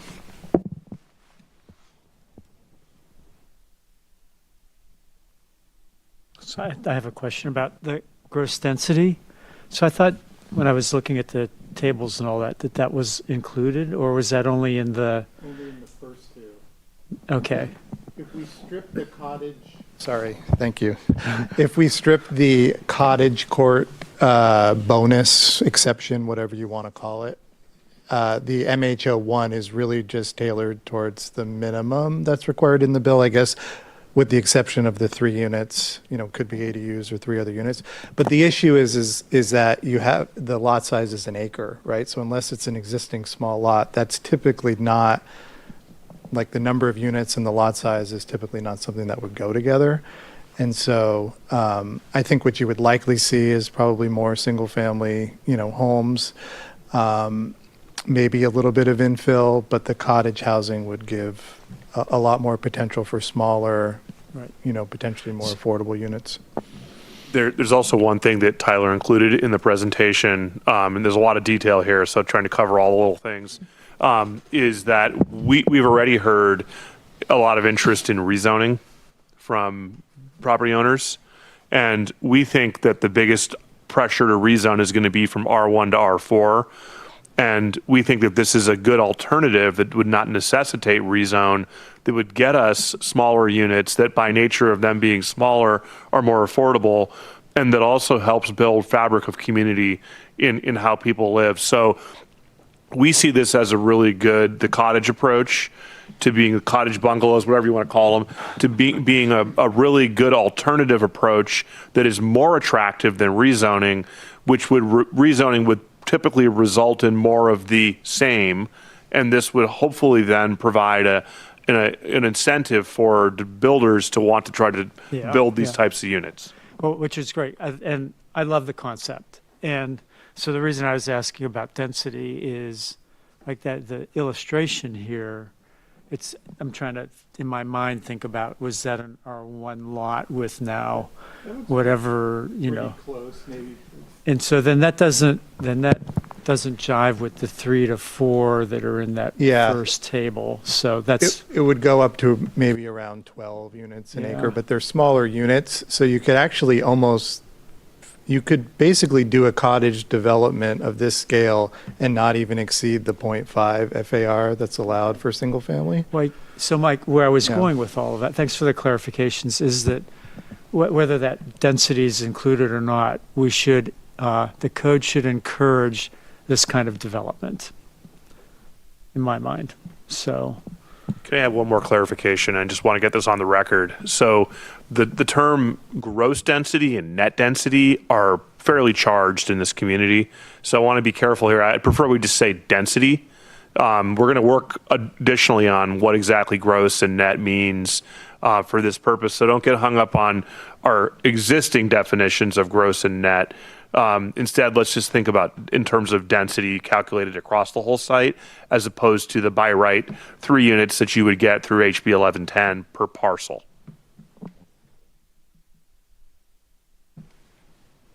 Can I just ask, so that R1 rezone abatement, that's related to what you were talking, okay. Thanks.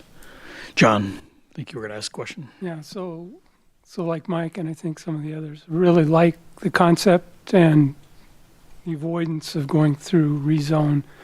And so my question is far more procedural, I guess, in terms of, okay, what's going on in the neighborhood? So would this require conditional use, or is this an outright administrative decision?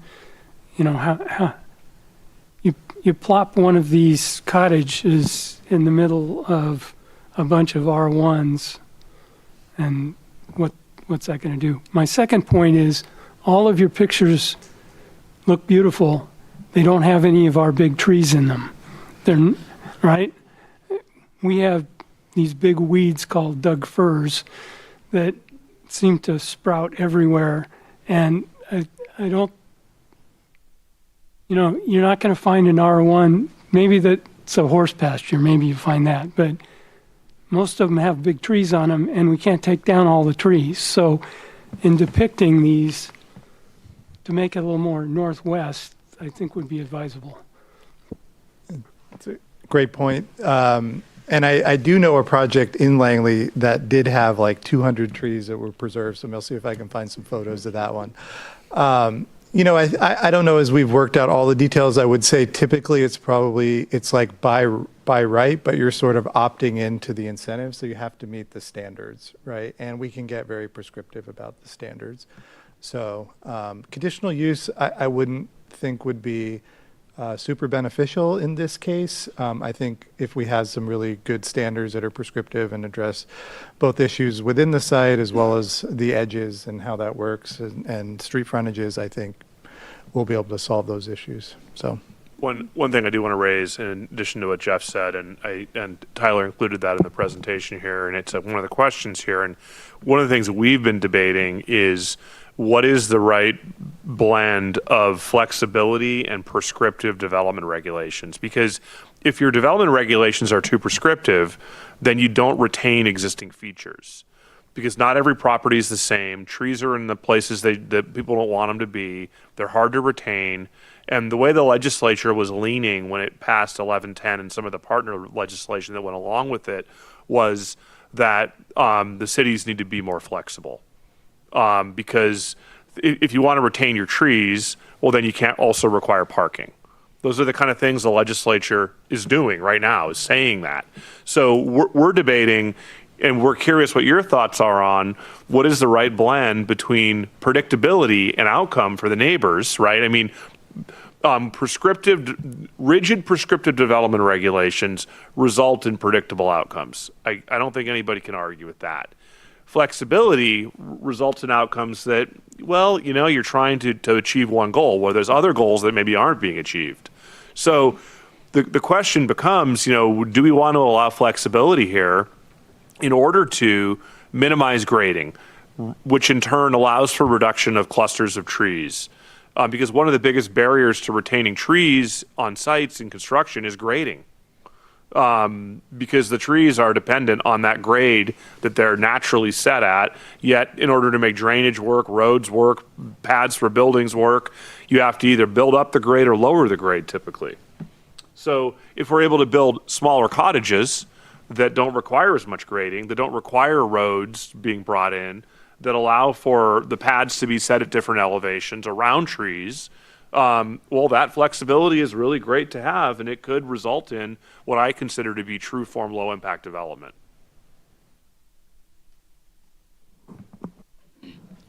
So, Sorry, can you hear me? I love the idea of these cottage houses, but why Sammamish? Yeah, so what we've heard over the last few years as we've been working on our comprehensive plan update is that there's a desire on the part of many to have alternative housing types offered. We have a lot of large single-family homes in the city, and that's because of the generation in which the housing stock was built. It's the market in which it was built for.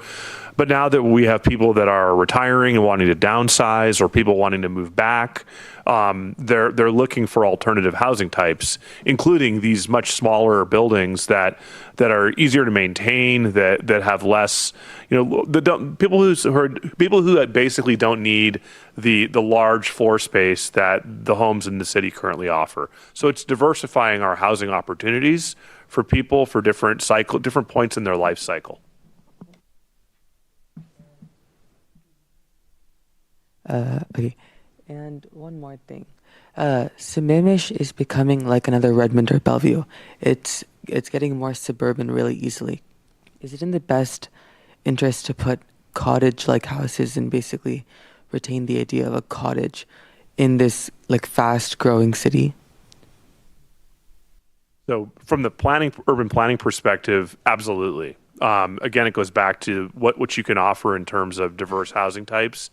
It also offers a different format for building infrastructure, for roads, for how parking's clustered, how utilities are ultimately spread. So the cost of development can go down as well, which brings down the cost ultimately to the buyer. But I would say that this type of housing in Sammamish, which is suburban, it tends to be on its fringe, what we call exurban in the planning world. It's something that can bring a different approach to housing to the city where it's really needed right now. We hear a lot about the lack of choice in this city. And if this did go through, then do you have an idea where you'd put these houses? Yeah, they could be placed in properties that had an R1 zoning, did not have a community covenant or plat restriction of some sort that restricted it to only single-family homes of a certain type, and where the property owner was willing to either build it, develop it, or sell to a developer to do so. So it takes all of those things. We don't predict that this would be there'd be a race to build a ton of these. We think that there might be a few of these over the next 10 years that might come out of the ground and actually be brought to being built. Okay, thank you so much. Sorry, Ed, go ahead. Can you go to the first slide talking about parking, please?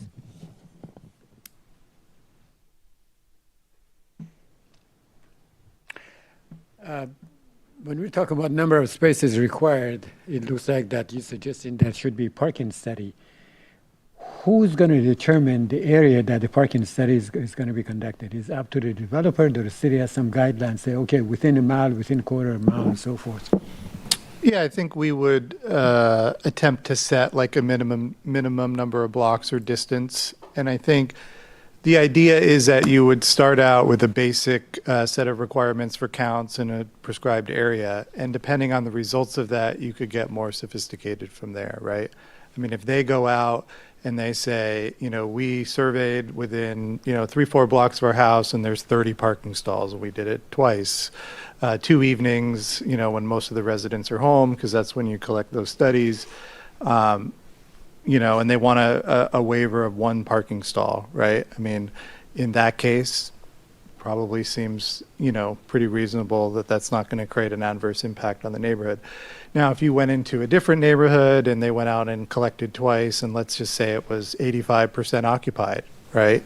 But the applicant, wanted to go out and collect more data or even get a professional in there or whatever, the city would have the ability to require more detail in order to approve that. So I think we wanted, because in some situations just from some of the examples we've shown from some of the middle housing examples we showed in the previous, you can see neighborhoods in Sammamish where the on-street parking is, very lightly used. And in other areas that may not be the case. And in those cases, it's a higher bar in order to do that. So I'm assuming that there will be 2 options. I'm assuming that that's what you're talking about. One is using the default values, standards, and each jurisdiction or each cities and all that. Say a set of standards for this kind of a square footage of this kind of this is the number of parking required. And then the second option is asking the developer to go and do the studies. Is that right? Sorry, what was the first option? To build the first option is default values or whatever the standards, city standards are. Yeah, exactly. Yes. And then the second one is don't do that. Don't use that option. Go and do the study and come back and say, okay, default value is not going to work for us. It's too much. We think that is this what we're talking about? That's exactly it. And if there is no on-street parking, then they're not going to get a waiver. So that's, one of the first criteria. Is there even legal on-street parking? Right? If the answer is no, then they're not going to get a waiver. But if this is a piece of property in the middle of nowhere, where he's going to do the study? That's my point. Is that if there's no on-street parking and there's no way to have any off-site parking, then they wouldn't be eligible for it. It's really only if there's on-street parking in a neighborhood where it's underutilized. So I could see, for example, like let's say they go out and do the first study, right? If it's over, say, 60%, then maybe there's some additional counts you want to do to look at it in order to prove that. If they come back and say it's 20% occupied and we collected 2 evenings on a week night during school season, then and there's 30 parking stalls within X distance of our home, then that seems like a pretty safe bet to be able to issue that waiver. So Can someone extend us, please? I was optimistic that we would make it by 9. I failed. So would someone extend us? We're 3 slides in, I think. I move we extend to 9:30. Second. I move to second to extend to 9:30. All in favor say aye. Aye. Opposed, no. Thank you. Cottage housing, are they going to have a back alley? Potentially. I think it could happen with or without a back alley. But, sometimes there's co-located parking areas that don't, the alley doesn't extend the whole back of the house. But yeah, it's very common to have alleys, but it wouldn't necessarily be required. It would depend on the site. And the ratio of open space, the green area that you're showing in the middle, what is the ratio to the building? I don't know that offhand. That the floor area ratio would apply? Yes. Well, we have size limits. We can do the math on that. As I said earlier, if you applied the 0.5 FAR to a 1 acre lot, I think you could get around 1,800 square feet. So it actually exceeds what's in there. So I think we have other ways to control that. But if we do want to use the FAR, we certainly can. Can you go back to the slide number 1, the chart, please? Tyler might be able to answer. Yeah, just to clarify the open space regulation, it would be typically a certain square footage per unit, in most cases, it's about 400 square feet of common open space. Regardless of the size of the square footage of the cluster units? Well, that's a policy question. In some circumstances, we've seen cities scale that according to the number of bedrooms in the unit. But generally, it's like for every cottage housing unit, X number of square footage is required to be common open space. David, how are we handling the cottage housing application now? We had previously a pilot project that allowed cottage housing that had expired and it's no longer part of the code. We do have a section in our code that is related to low impact development, and it's trying to drive at smaller unit sizes, and it offers incentives, but it's pretty complicated and it hasn't ever been used to my knowledge.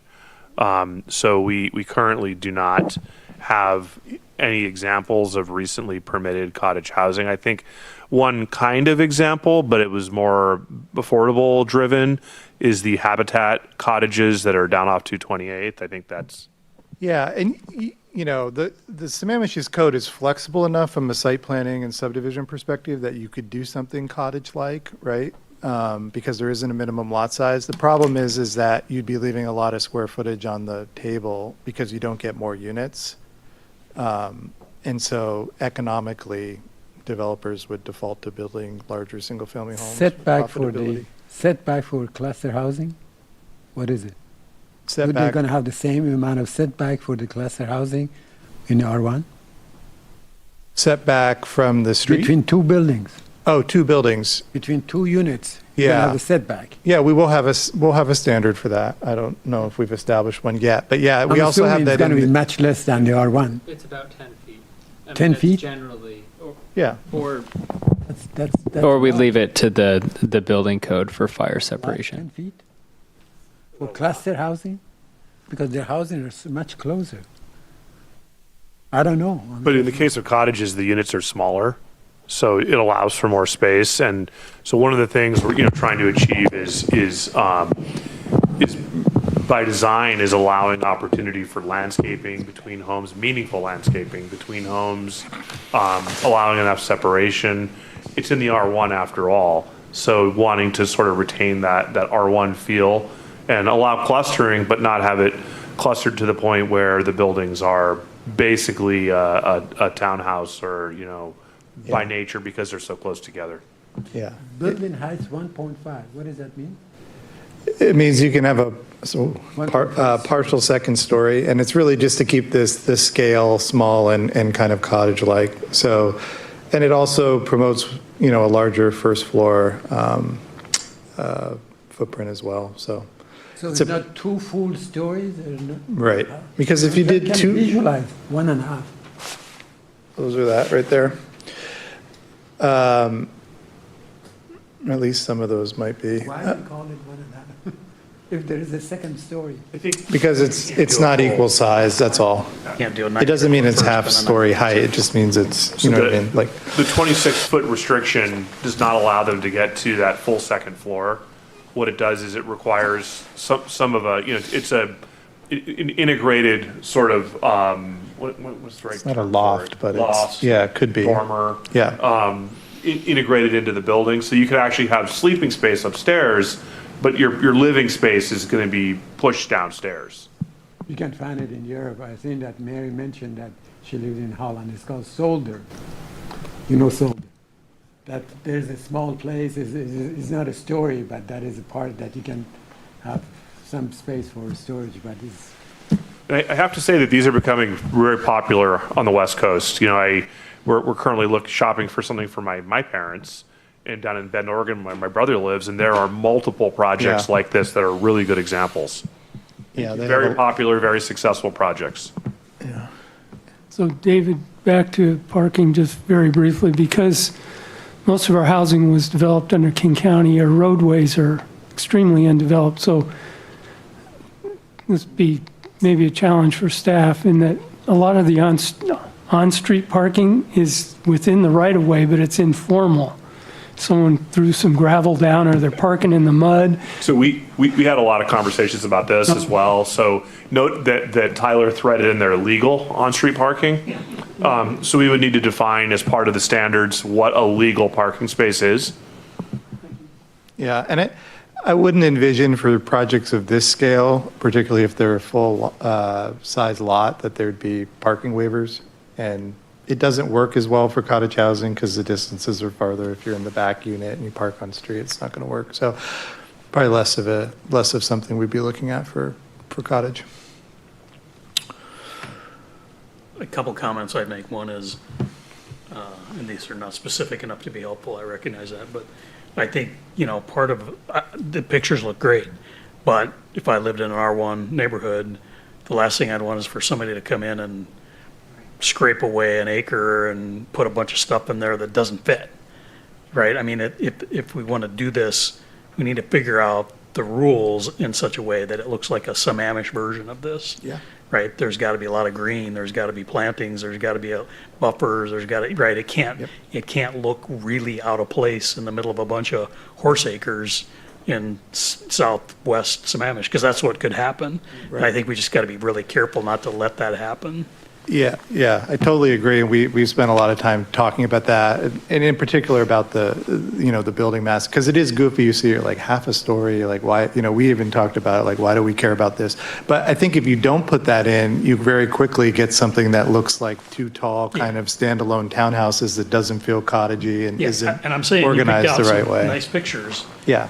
Then we just need to make sure that, I don't want to drive through that part of Sammamish and all of a sudden go, what the heck is going on here? Yeah. Doesn't fit in. So then, sorry, the one other comment I was going to make is, I think that from a standpoint of, you kind of asked about like tree retention and parking and some of those variables. To me, this might be a situation where maybe we'd be less prescriptive to give people the opportunity to be creative, but also create some tension between, if you want to do this, you have to give up a little of this, right? So that it's not, grading, okay? Well, you can do a little more grading, which is going to lose some trees, but then you have to provide this, so it's kind of always a push and pull that gives people the opportunity with the specific site and the specific features of the property, the specific trees, to think about what works without being too prescriptive about it. Yeah, I completely agree. And I think the trick is to have a baseline set of standards. So anyone comes in with any designer group, you're going to get a certain baseline level of quality and design. But then from there, because a lot of, very great designers love these types of projects. And if you can give them the flexibility and tools to be able to do that, I think people, you could get some really amazing outcomes there. Yes, and the developer is still trying to make as much as they can. So, we still need to push them towards working with whoever their great designer is to have a good outcome for the community. One thing to keep in mind with this, as compared to what we're presenting is 3 paths for R1 for development. Single family home could do it under today's rules. Middle housing, you could do it under the rules proposed, but HB 1110 is very clear, and we need to remember this, that the rules for middle housing types cannot be more restrictive than what the single family rules require. So you can't require landscaping for middle housing in R1 if you don't require it for single family.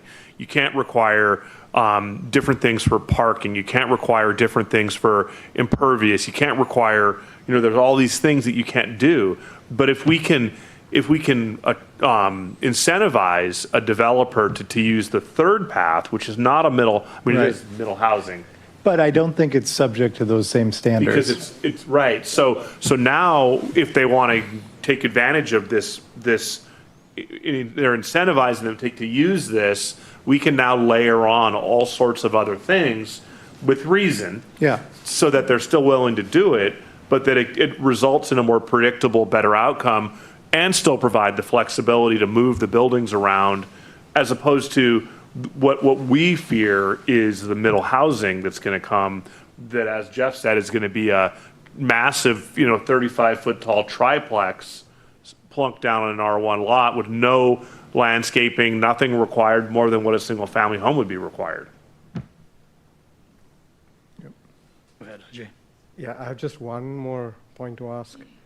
In none of the diagrams, in none of this ones, do I see a green roof. A green roof? A green roof. Can that be at least added in so that it starts to become part of the norm? Because as we talk about middle housing and a lot more, there is a lot more benefits that we would get out of green roofs that think we are letting go by just showing the same old housing structure. I think one of the challenges with that is you typically see green roofs on larger multifamily or commercial buildings. I know it's something that we could look at for town center. So I don't know, I haven't seen any examples of green roofs on cottages per se, but I don't know if. We wouldn't discourage it. Yeah, but. Someone could do it, and I think they would get some benefit from it for stormwater credit as part of the manual. Yeah. Yeah. So just like the chair was saying, that kind of a push and pull tension, can we use this as leverage in that push and pull tension to say, hey, if you want to do this, we'd rather like you to have a green roof? Absolutely. And I think, stormwater, David just mentioned, I think we wrote some stuff into Development Regs Phase 2 that talked about retaining some of the non-pollution generating surfaces like the roof on site. I mean, that would be really easy to do, have cisterns or whatever, and use it for, watering landscape and things like that. So as David said, since this is more of an incentive program, it's not part of our base compliance. We have a lot more flexibility about having incentives and, it's the city, we have a lot more options than we do with the baseline compliance. So we'll take a look at that. I want to ask Hisham if he has anything. I don't think you've had a chance yet to weigh in on this one. I like them. I love cottages, and they will serve a very good purpose. And there are examples, like you said, Habitat for Humanities, and there are smaller ones around Southeast 13th, somewhere around here. We just need to be careful, like Mark said, where we allow them to happen, because I always keep going back to, we don't want to be like Seattle. If you like Seattle, it's only 30 minutes away. And the way I see this, we will be worse than Seattle, because there's more open land here. I think that the chair brought up a very important thing, and that is compatibility with the environment. And I laugh at what Hisham was saying. You go to some of the neighborhoods in Seattle, and you see beautiful brick building, and all of a sudden, one monster looking very industrial. And as you know, guys, industrial look now is in fashion, pops up everywhere. So then it shows it's so noticeable. So Jeff or Tyler, can you come up with some? And I brought up the urban design, David, long time ago. Mm-hmm. Can you put some language there that address that concern that Chair brought up as far as the look and the compatibility to the surrounding? Yeah, I mean, the cottages are typically tend to be kind of what you would call a new urbanist kind of style. We wanted to blend in. Yeah, so you can require pitched roofs, you could have a material palette, you can get very prescriptive if that's desirable. But can you put some guidelines so that gives a tooth to the staff to say, refer to it, that you have to meet those guidelines? Yeah, absolutely. And I think, we're going to be coming back to you again on this. This is sort of a newer topic that we're folding in. So we're going to have more information, examples, and be able to come back with some more information on all the questions and comments you brought up. But yeah, absolutely. If you want a certain look and style, it's very common cottage housing codes to have that.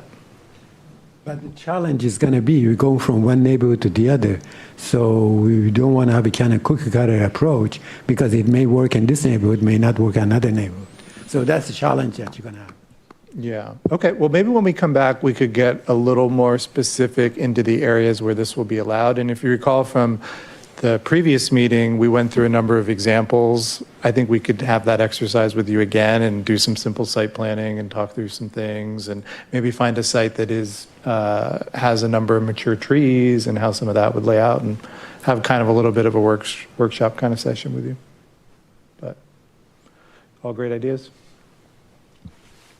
I just wanted to say that I love the idea of this, but I was hoping we could have more sustainable practices on these houses. Like, I know it's not expected, but like it's as the saying goes that we need to create the new normal. Like if people like normally, like if I look at this 20 years ago, green roofs and sunroofs wouldn't be expected in the first place. Like I would never expect that to even be a thing. But now that it is, like I was hoping that like the more houses that are made with already like green roofs and sunroofs and more sustainable friendly practices, then more houses in other Sammamish areas would also be encouraged to have those practices as well. Thank you.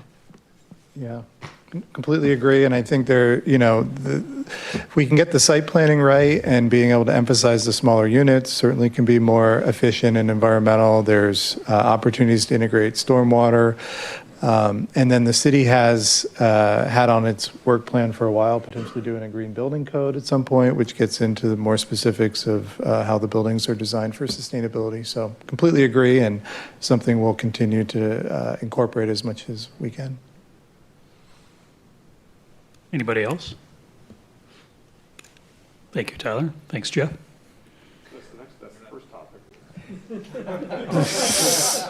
I guess it's getting late, and I'm hoping to go home and go to The bed. others might go a little quicker. These will go a little quicker. We've pulled out accessory dwelling units for the purposes of this presentation because there's some intentional redundancy built into the code to handle these. There are two paths to build an ADU under the proposed draft. First would be single-family homeowner doesn't want to open the middle housing overlay, just wants to add an ADU in the backyard. In that circumstance, we've drafted some provisions that are compliant with the state legislation for ADUs, just under the base zoning. So it essentially treats an ADU as its own use. In that circumstance, 2 ADUs must be allowed on any lot in any configuration. We'll retain the FAR exemption that exists in the current code. Max building height is currently 18 feet on ADUs. We need to bump it up to 24 to be compliant with the state law. Max floor area, 1,000 square feet. That's what it is today. Some parking flexibility if the project is within a quarter-mile walking distance to transit. Otherwise, just one stall per unit required. And then another piece of the state legislation is the owner occupancy requirement. That must be eliminated unless the ADU is planned to be used as a short-term rental. On the middle housing overlays, I'll be quick. ADUs aren't treated as any distinct form. All units are regulated the same. And so the standards that we have in place there satisfy the requirements of HB 1337 and 5235. So that's just some clarification on how ADUs will come to exist under either the middle housing overlay or the base zoning. Unit lot division is a concept that we brought to you, I believe, last presentation. This is also designed to comply with another new state law, but also helps advance some of the city's desires around more ownership opportunities and really enabling a quicker process of creating fee simple lots. And so as these diagrams demonstrate, under a unit lot division, the parent lot, the larger lot on the outside, is the lot that's subject to the dimensional and density standards of the zone. And then, the individual unit lots are created under this process. So it's I add one thing to that. So one way to think about this is just a method of dividing up land. It's not a method of is it a middle housing, is it an ADU, is it a cottage? So you could foreseeably use this for any of those types of development. It's just a simple method of dividing up land. So think of it that way. It's you could condominiumize it, you could do a formal subdivision, you could do a unit lot division, and there are some definite benefits to doing a unit lot division as we see it.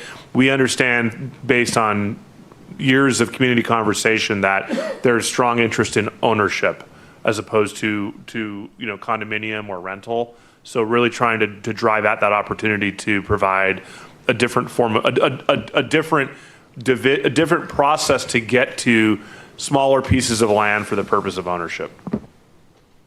So this is a highly relevant process for the cottage housing that we were just talking about, but not necessarily a requirement because those could be condos. Okay, this is a new topic this evening, so bear with us as we unpack this one. In addition to the affordable housing bonus opportunity in HB 1110, which allows in our draft to go from 3 to 4 units in any of the overlays, we've been working with a regional coalition for housing, which is a group that advises cities on the east side of King County. They have suggested that cities leverage the upzone that is coming with the implementation of 1110 and use it to kind of extract more community benefit. And so their recommendation is for cities to impose a mandatory housing affordability requirement. This is still in development with Arch and is fortunately informed by some really accurate and timely financial modeling of existing development patterns in the city and around King County. And effectively how this program will work is that the city would choose a percentage of the units that would be required to perform or pay in lieu as affordable units, excuse me. So if, say, the city chooses a 10% threshold, in a 10-unit development, one of the units under this program would be required to be affordable. If there were 5, maybe there's a fraction of 0.5 unit. In that circumstance, we're working with staff and Arch to determine how to properly round those fractional units, and then more so determining the feasible cost for the fee in lieu payment. On the same page, we're figuring out what the city should be doing with those funds, if they're all kept locally, and then how they should be used. So the diagram on the bottom right here is just designed to show that this is an additional layer of housing affordability that comes with the 1110 requirement. Oftentimes this will just result in a fractional unit and will likely just be a payment in lieu because it won't be a full unit. If the property is able to provide the unit on site, the way we've been discussing this internally is that that would act as the bonus unit that we've included in the middle housing overlay to go from 3 to 4 units. Yep. Good summary. The only thing I'll add on that is just, this is common practice, but it's actually also written into state law, that if you are to put in like an affordability requirement, it has to be paired with an upzone and more of a benefit. You can't retroactively go back and say, oh, well, you could do this now, but now you got to provide affordable within the same number of units. It's not allowed. So that's why the timing of this is really important. Because once we make the upzone, we would lose the ability to do that. Also just want to recognize this is a big policy decision. We're still, in the medium/early stages of bringing this forward. We think that there's likely to be support among the council, but we haven't brought it to them yet. So, I also want to point out that this is sort of an ongoing management type thing where we would be resetting the affordability fee in lieu every year. We would have to go through that process of recalculating it and adding it to our fee schedule. So the way we're looking at this is that if you were to just build single family on your property on the existing zoning, you wouldn't be required to do anything, right? Is that?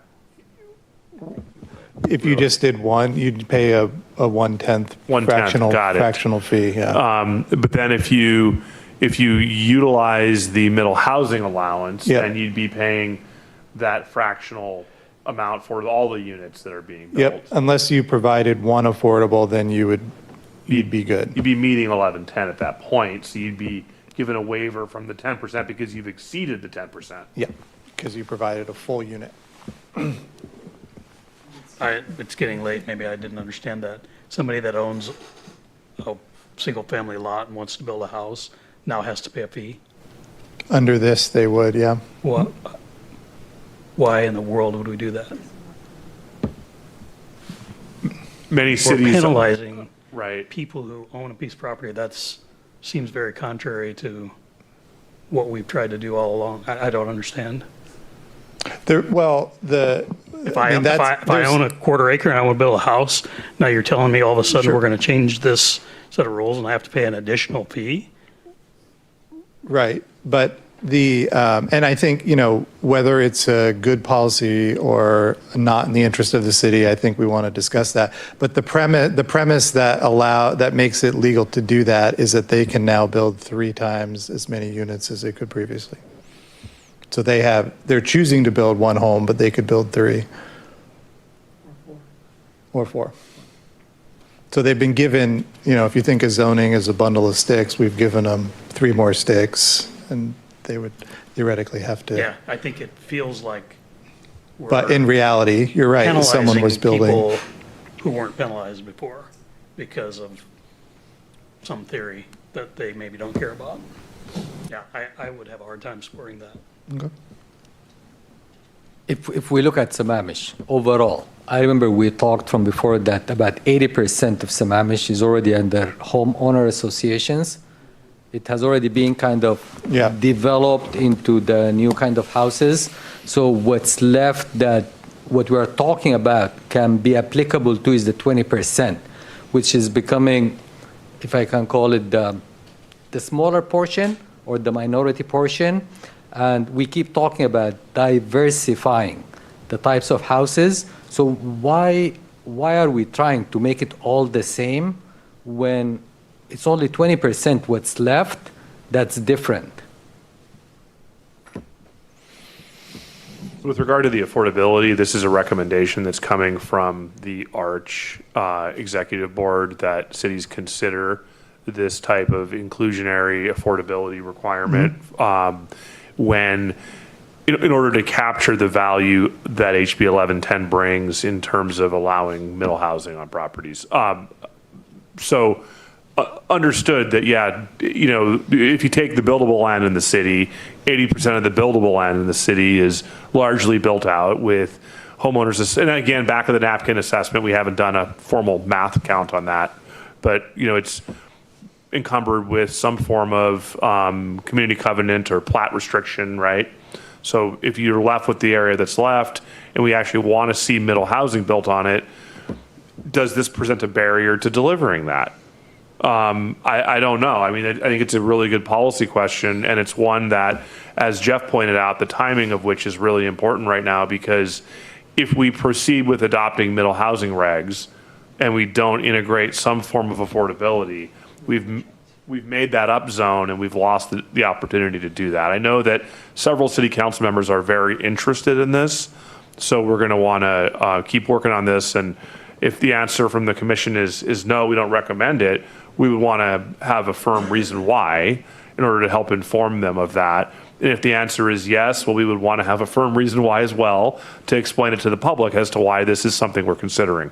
I'll just go back to that. We want to diversify. We do not want it all to be the same. We have the 240 acres in the town center. That's where we can do all these kinds of different houses. But to go in the middle of neighborhoods and take an acre and throw in another 12 or 14 houses, I think we're not diversifying. I think we are intentionally changing it all to look the same. And if I want to rebuild my house today, you're telling me I'm going to pay an additional fee, that's also just not right. Yeah, so existing home replacement would be exempt. I think that's something that we couldn't require because it's there now. if you were adding a unit, then that new additional unit would then have a fractional requirement. I think the concept here is that most developers want the fee in lieu and want to build the diverse housing types, but would pay the fee in lieu if it was set at the right level. And the study that Arch did using economists to study the development trends in the city and in the region identified that the city is within the range of expected profit margin, if you will, right.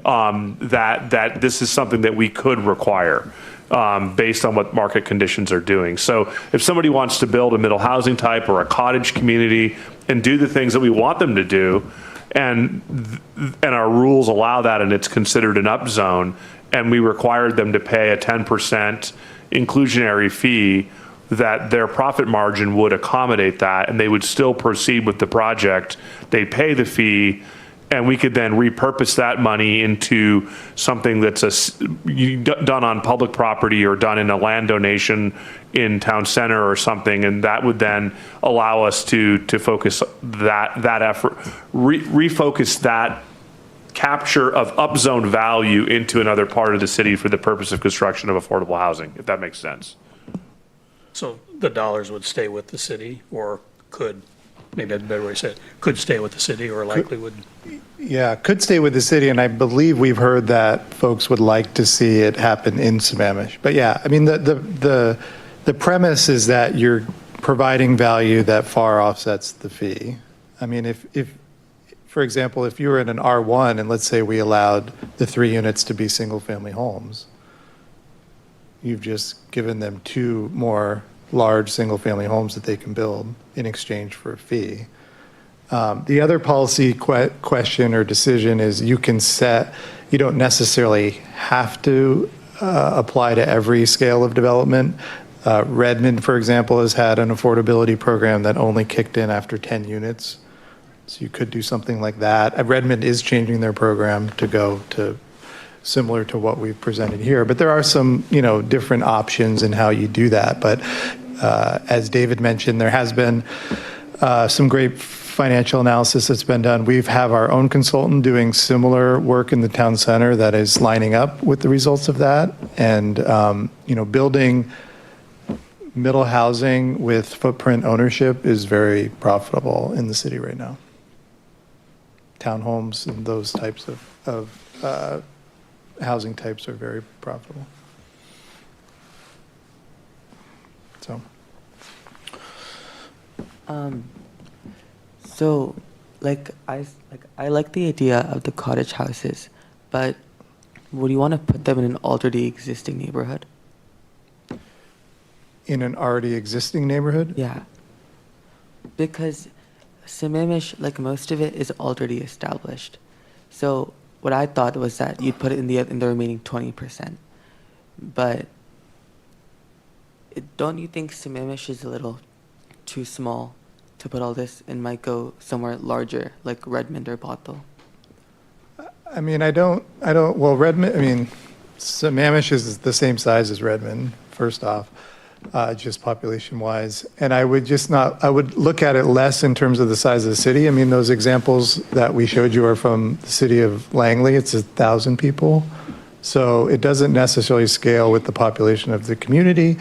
I think the R1 district tends to be a little less formal subdivisions, a little bit more of a rural character, which I think this is, more, the cottage housing, I think, fits in a little bit better maybe than a standard subdivision in those areas. So it would be only properties that are probably undeveloped and larger sites.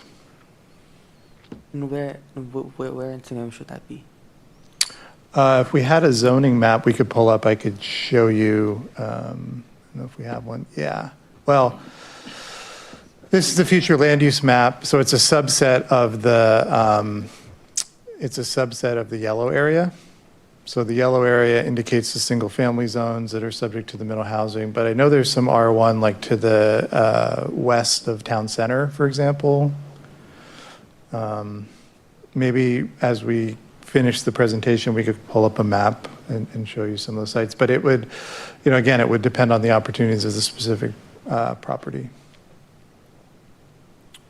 I wouldn't, so the pink is Sammamish Town Center, right? Excuse me? The pink is Sammamish Yes, Town Center. yep. So when I think of Town Center, I think of like QFC, Safeway, Starbucks, McDonald's, all those places, right? Those are in what we're calling the mixed-use centers, so it's above the pink area is one of them in the hatch marks. The town center includes like the Met Market and the area, primarily the heart of the town center is supposed to be the area up on the hill above Met Market. So East Lake Skyline, Met Market, that area. That's the town center. Oh, and then would you want to put it in the yellow area? These houses. Well, it would apply to the R1 zoning district, which is within that yellow area. And I know there's some R1 like lots in that area to the west of the town center, which doesn't feel as much like a cohesive neighborhood. It's sort of more remnants of kind of the older development in the city. Thank you. Yeah. Anybody else? I think, in my mind, I'd like to see the zoning map with the R1s on it, but then I also am not sure I actually want to see that. So you guys can decide if you show that or not. Because Well, I think- on the I mean- one hand, it's like, oh, that's where we were talking about. On the other hand, it's like, oh, no, that's where we're talking about, right? Well, I mean, we're happy to show the map and talk through it. I do feel confident we're going to come back with a lot more information to answer these questions, so it might be better to wait till then, but, your choice, Chair. I also want to point out that we do not have a study that shows, nor does any city, and I was talking to Puget Sound Regional Council about this a couple weeks ago, where all of those community covenants and restrictions are. There really is no way for us to map that without spending an extreme amount of staff time doing research, because we have to look up, we are not party to any of those agreements. We don't know which version it is, if it's been amended, what it says. We have to pull each one and go back in time and look up every single subdivision in the city. So that's not really very efficient or a good use of staff time. So if we brought an R1 map, understand that many of those R1 neighborhoods have community covenants and restrictions on them. I just wanted to say that although the idea of these cottage houses, they're excellent, right? Sammamish, as the map already shown, most of it already looks established. So let's say putting in these cottage houses, that may be a risk because we're putting the cottage houses in the places that essentially is all we have left to build. So it comes to the point, like the idea of it is good, but is Sammamish really the best place to start?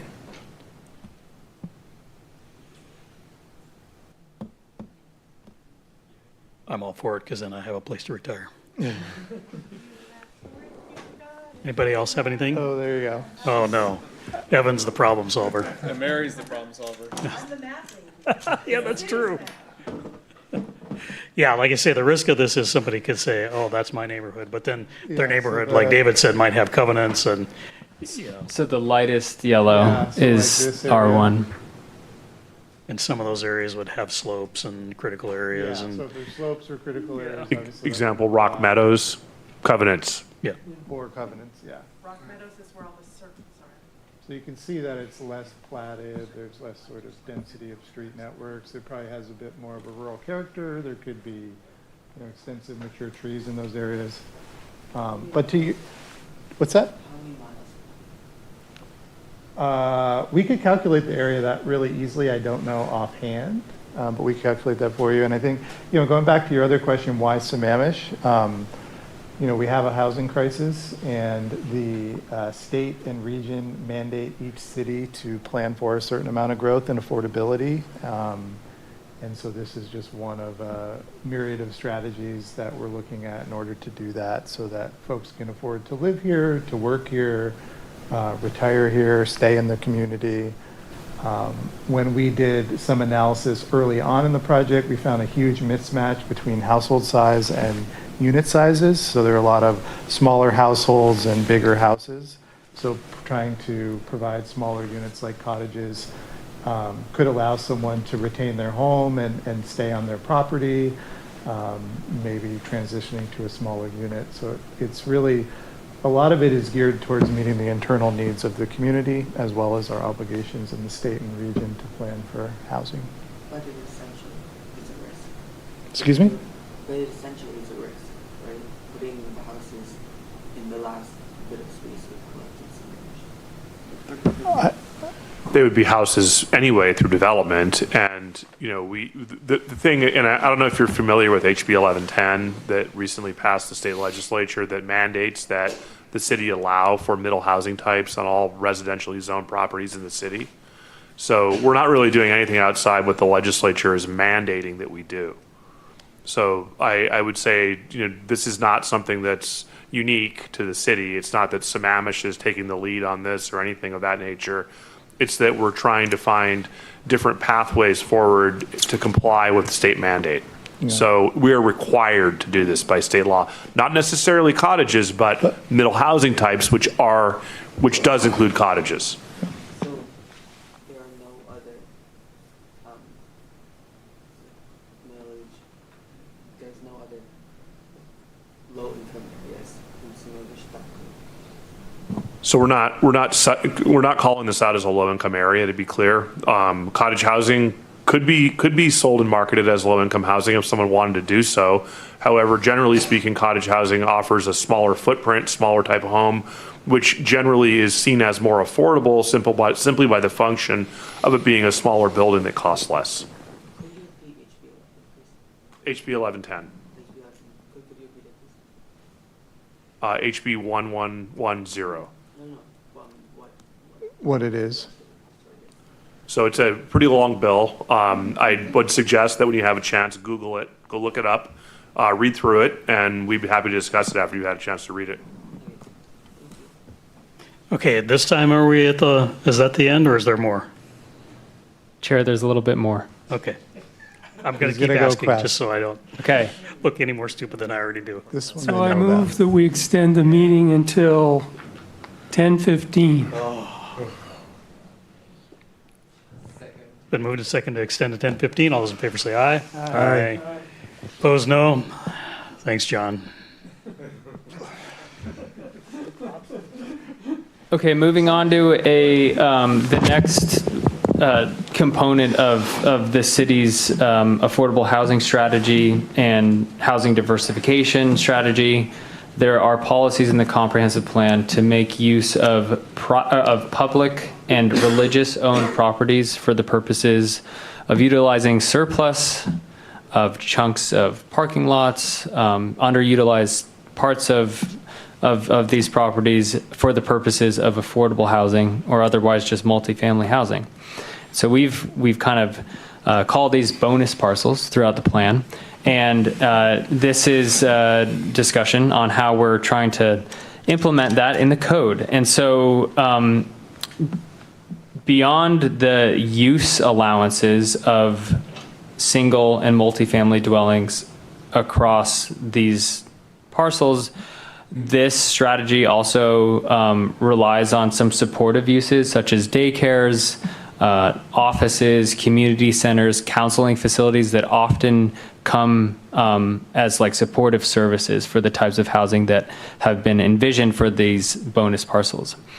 And tonight we really want to focus on the intensity standards that we're providing for these bonus parcels. And as the name suggests, the policy is to provide a bonus to these properties for providing affordable housing.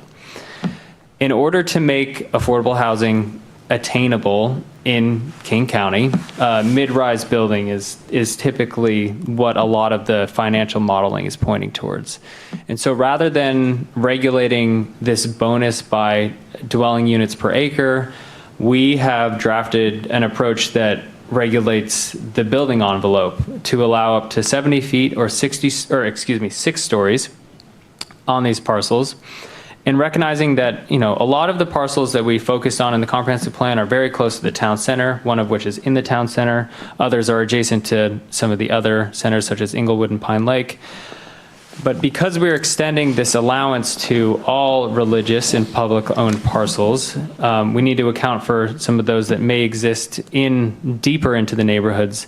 And our discussion tonight is just to talk through the mitigation of the jump in scale that could transpire under this regime. And so few potential strategies for mitigating this jump in scale are in the box on the left here. Upper story step back, a single step back of 20 feet for any part of the structure that's over 3 stories. This is commonly used in other cities. We were also considering landscape requirements at the perimeter of these sites, other tree requirements, screening, contouring and mounding. This is a way of kind of altering the base elevation of the site to just change the way that the building might be perceived from an adjacent property. For example, you could mound up the land on the perimeter of the site to kind of add to this screening height of maybe some vegetation that would need to be planted there, for example. Lighting limitations are also possible here. And so the direction that we need from Planning Commission tonight is how we go about mitigating this building massing. Are these techniques in the right direction, and whether or not you have some other ideas?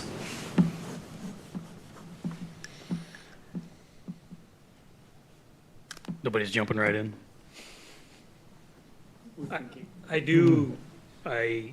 I've actually done some of that, but the mounding part of it, around here, you plant the trees grow tall.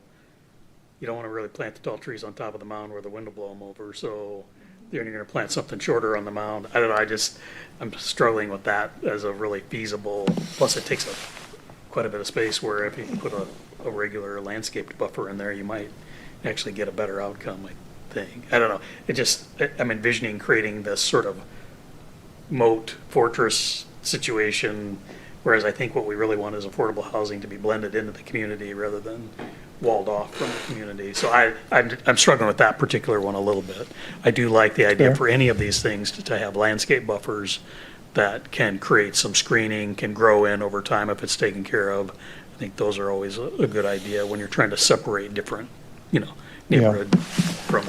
I think we could take a similar approach that we did for the arterial buffers, in that if there is mature trees, obviously that would, protecting those would be the first priority, and then landscaping from there.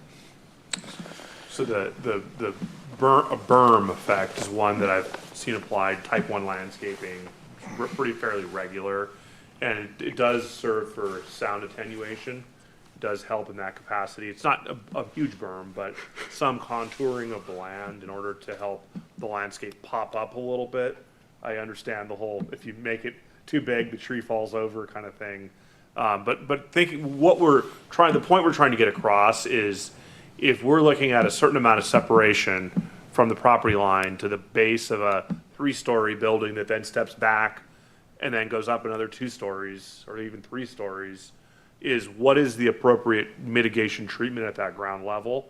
Building access points, light abatement, sound attenuation, really trying to get at, not necessarily walling it off, but it's hard to blend in a 5/1 or a 5-story mid-rise in a neighborhood. So what are the things we can do to try to soften that edge? We're also challenged by the fact that we can't make the setback too big, or these projects won't work. So if we're saying, we need a 100-foot setback or a 50-foot setback, so it starts to get down to this sort of zone, and what are we doing in that zone to blend it, mitigate it, soften it, if you will? But I agree with David, I think, but one of the effects of this could be that they opt into a bigger setback to just not have to avoid it, right? So that's also part of the strategy, right? It's like, you don't want to lose 20 feet, then just step it back. And a lot of these properties are so big and forested that there's going to be a lot of options, I think, to not even have to get into these issues. But, there definitely could be some sites where it's more close proximity, and you definitely want a stronger buffer. So I think we can be fairly prescriptive in terms of what's required if they choose to be in that proximity. Similar to what we talked about here for the parcels by the town center. Yeah. That we don't go and put them next to people's properties. Yeah. But just the idea of putting them on the backside of the church or of whatever. And I don't like that idea because you're putting them in your backyard.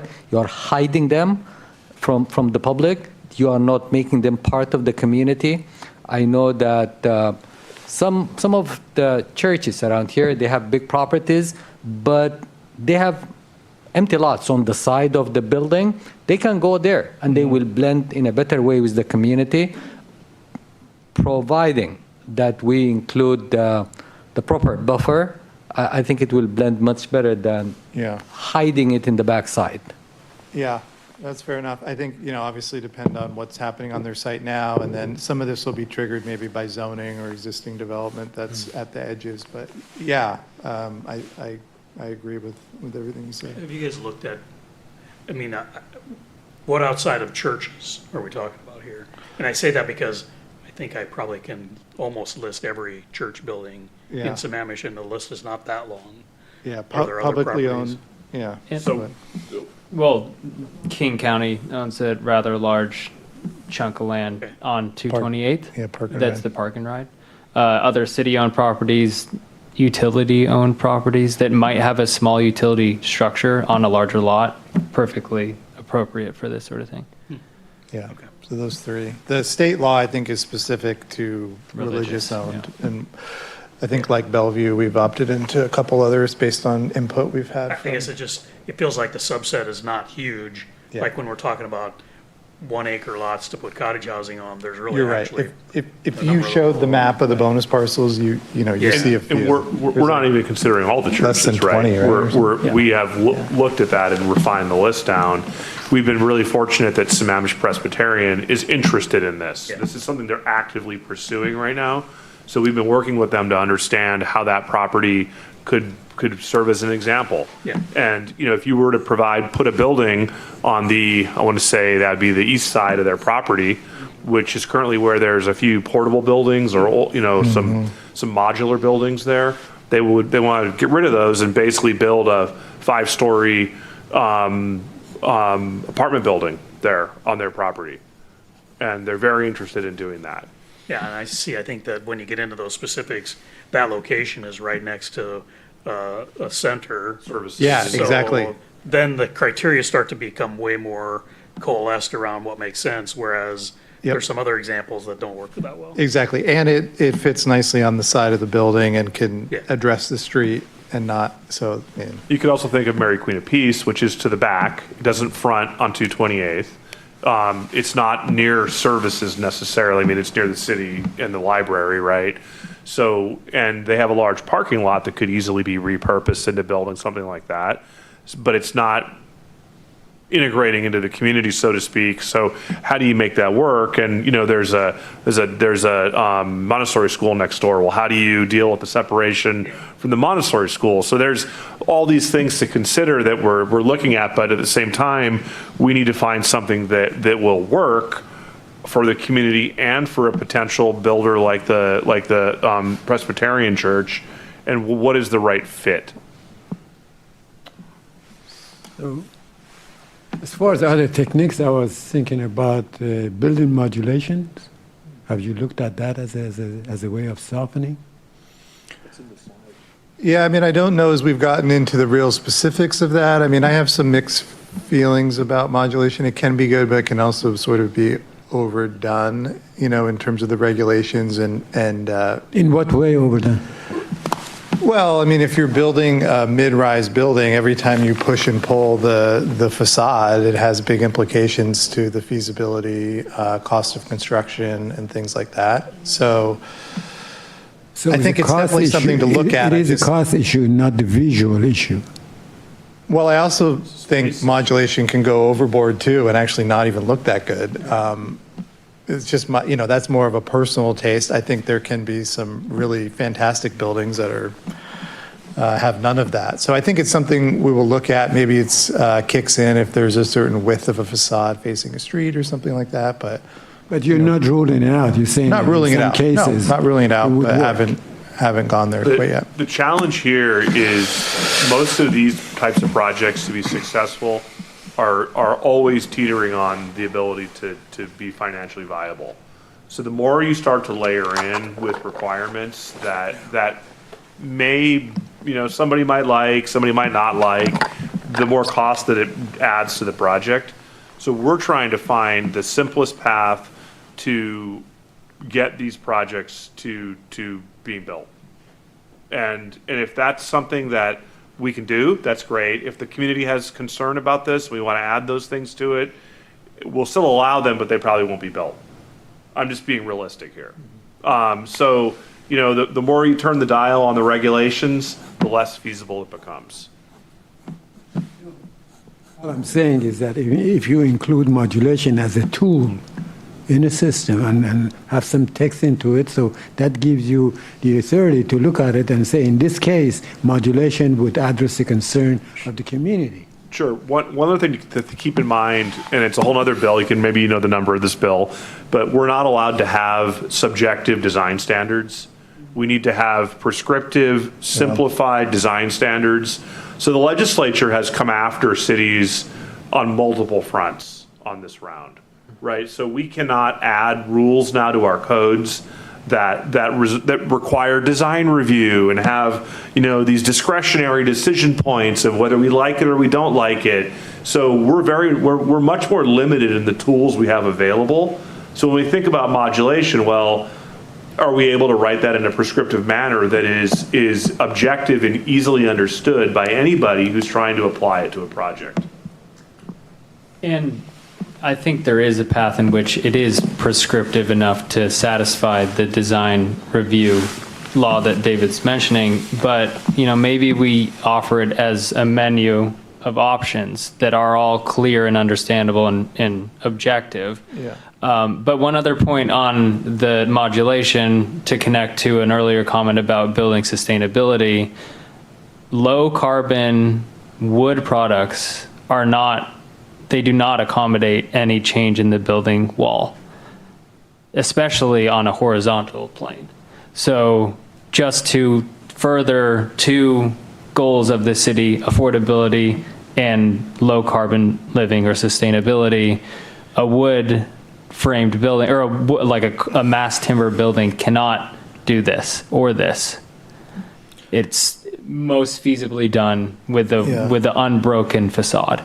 And I think there's ultimately what you're talking about is breaking down a massive building, right? And there's other ways that we could look at to do that, materials. I think there were some photos in the open house. There's a project in Redmond I really like, which is an affordable project, but it just is like a simple shift. It basically just makes it look like two buildings and it's one simple shift, but it really makes the project come together and doesn't, I think, impact the constructability, feasibility of it. So from the broader standpoint of, how do we have some standards if we have a project that's over a certain size or scale? Sure, I think we can look at that. But as David and Tyler mentioned, it's a fine line around feasibility and sustainability. So we'll take a look at that. Is it something that you could just say the project design must demonstrate, the right words, but acknowledgement of the residential neighborhood next door and break up the facade, or do something, right? Use the right words where you just say, you can't just create a big flat face, you got to do something with it and then let them decide. Yeah, change, again, I think there's some simple things, because it's like, sometimes you see a building and it's got like 7 different materials on it and it doesn't make any sense. And others where it's just subtle uses of materials, colors, can do a ton of good to break it down. So we'll incorporate that into our next round. Thank you. May I, Chair? You absolutely may, Tyler. Okay. Moving on to step housing. So this is... But recognize we get a little more surly the longer this goes. So you're going at your own risk here. This is not a new subject here, so I'll try to be brief.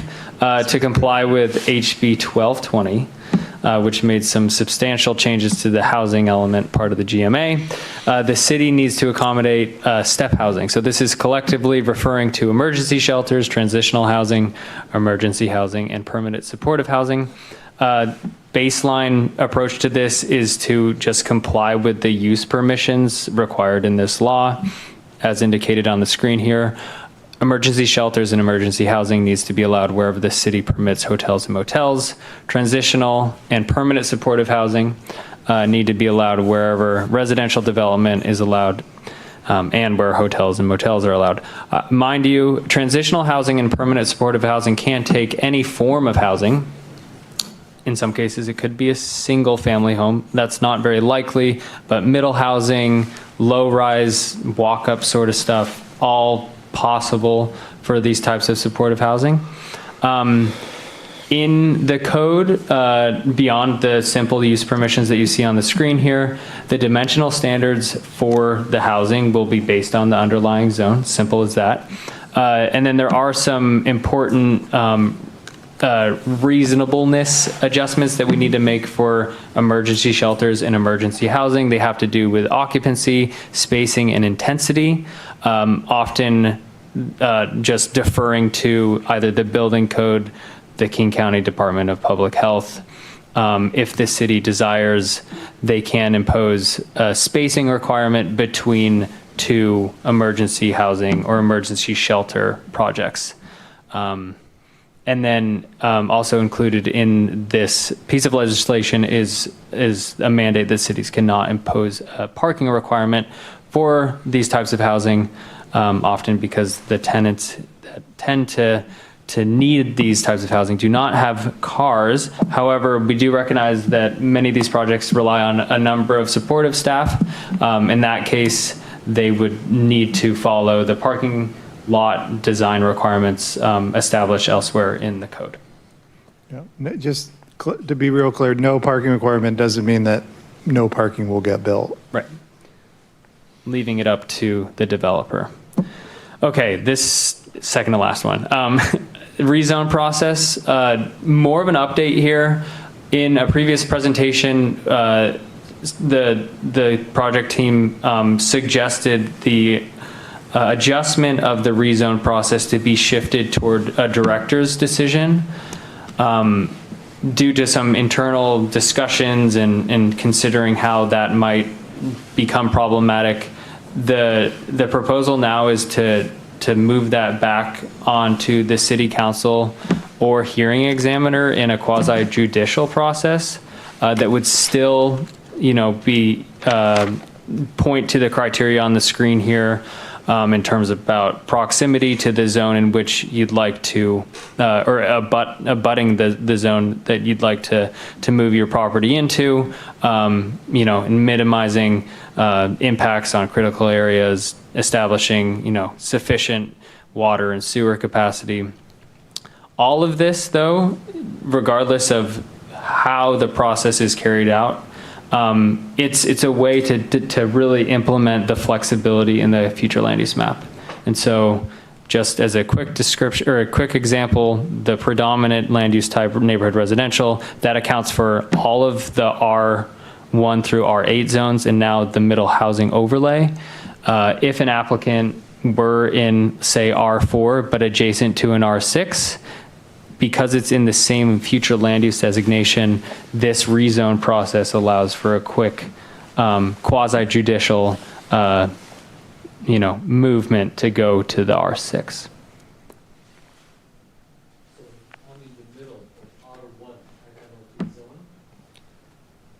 Right. I cannot. Not until the properties around you were to rezone and, So in other words, we are forcing people to go to the middle housing. We are taking their right to rezone by implementing this. You just said I cannot rezone if I'm in the middle of R1 until all the properties that go all the way to the R4. That's pretty much the way it is today. Otherwise, it's spot zoning somewhat.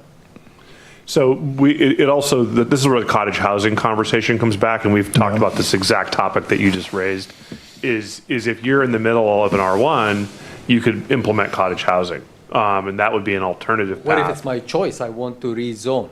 I don't want Right. cottage houses. Well, I want to rezone. I would argue that rezoning it, first of all, is not the individual property's choice. They have to go through a quasi judicial process that is really largely driven by the city council or the hearing examiner. And most cities have very, very restrictive criteria around when rezoning is appropriate. It's not uncommon for cities to say that you must be adjoining the zone of higher intensity in order to rezone, because they want to avoid island rezones or spot rezones, which tend to have more impact because you're creating an area of higher intensity within a donut of lower intensity. And I still think this process makes it more streamlined, because under the old system, they would have had to requested a comp plan amendment for an isolated R1 property. They would never get approved for that, I don't think. But if you notice, Dave just said you will create a donut, but the cottages won't create those donuts. I think it's a different type of donut, right?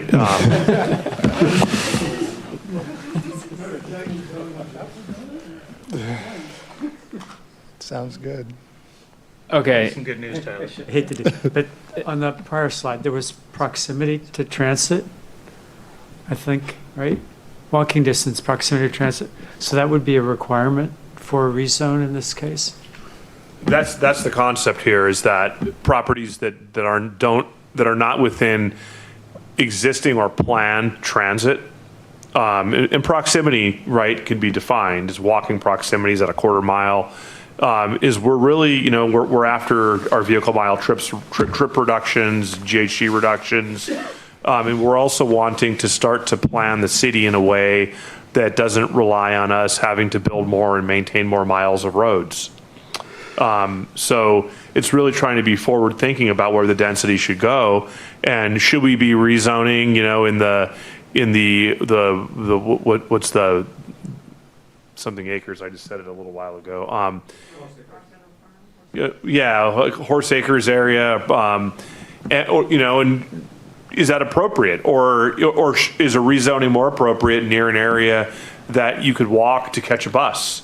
Okay, I understand the purpose. Yeah. So. And I think any significant rezoning really should be done through a legislative public process with, like we're doing now, So I think setting the criteria for situations where you think that's okay with a streamlined process, but the city can always consider rezoning as part of its own process or as part of a docket request, right? I think that's a really important part. So if you were in a larger block of R1 and you got all your neighbors together and you petitioned the city to consider an area-wide rezone, you could rezone that whole area. So that's a whole nother path that could be taken. What we're talking about here is and you'd still individual site. Theoretically always have the legislative path through the traditional process. So it's a sort of another path to do it for a fairly limited number of properties probably, but anyways, yeah. Last slide. Yes.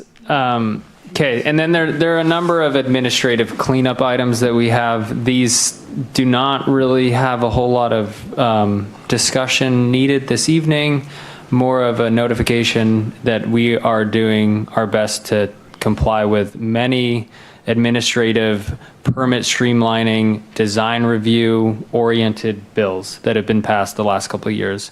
So there's a SEPA categorical exemption bill that provided that the project is in compliance with the underlying development regulations and has accounted for environmental and multimodal transportation impacts in its analysis, that would be under this bill categorically exempt from SEPA.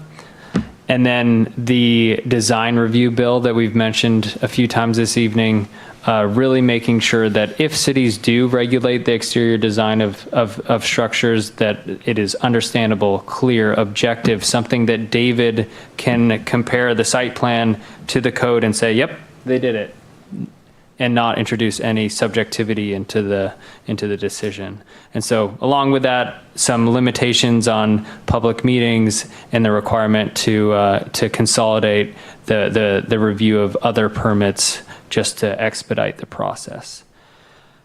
So with that, I open it up to any general discussion that might be left, but really appreciate all the feedback tonight, and we look forward to advancing the code accordingly.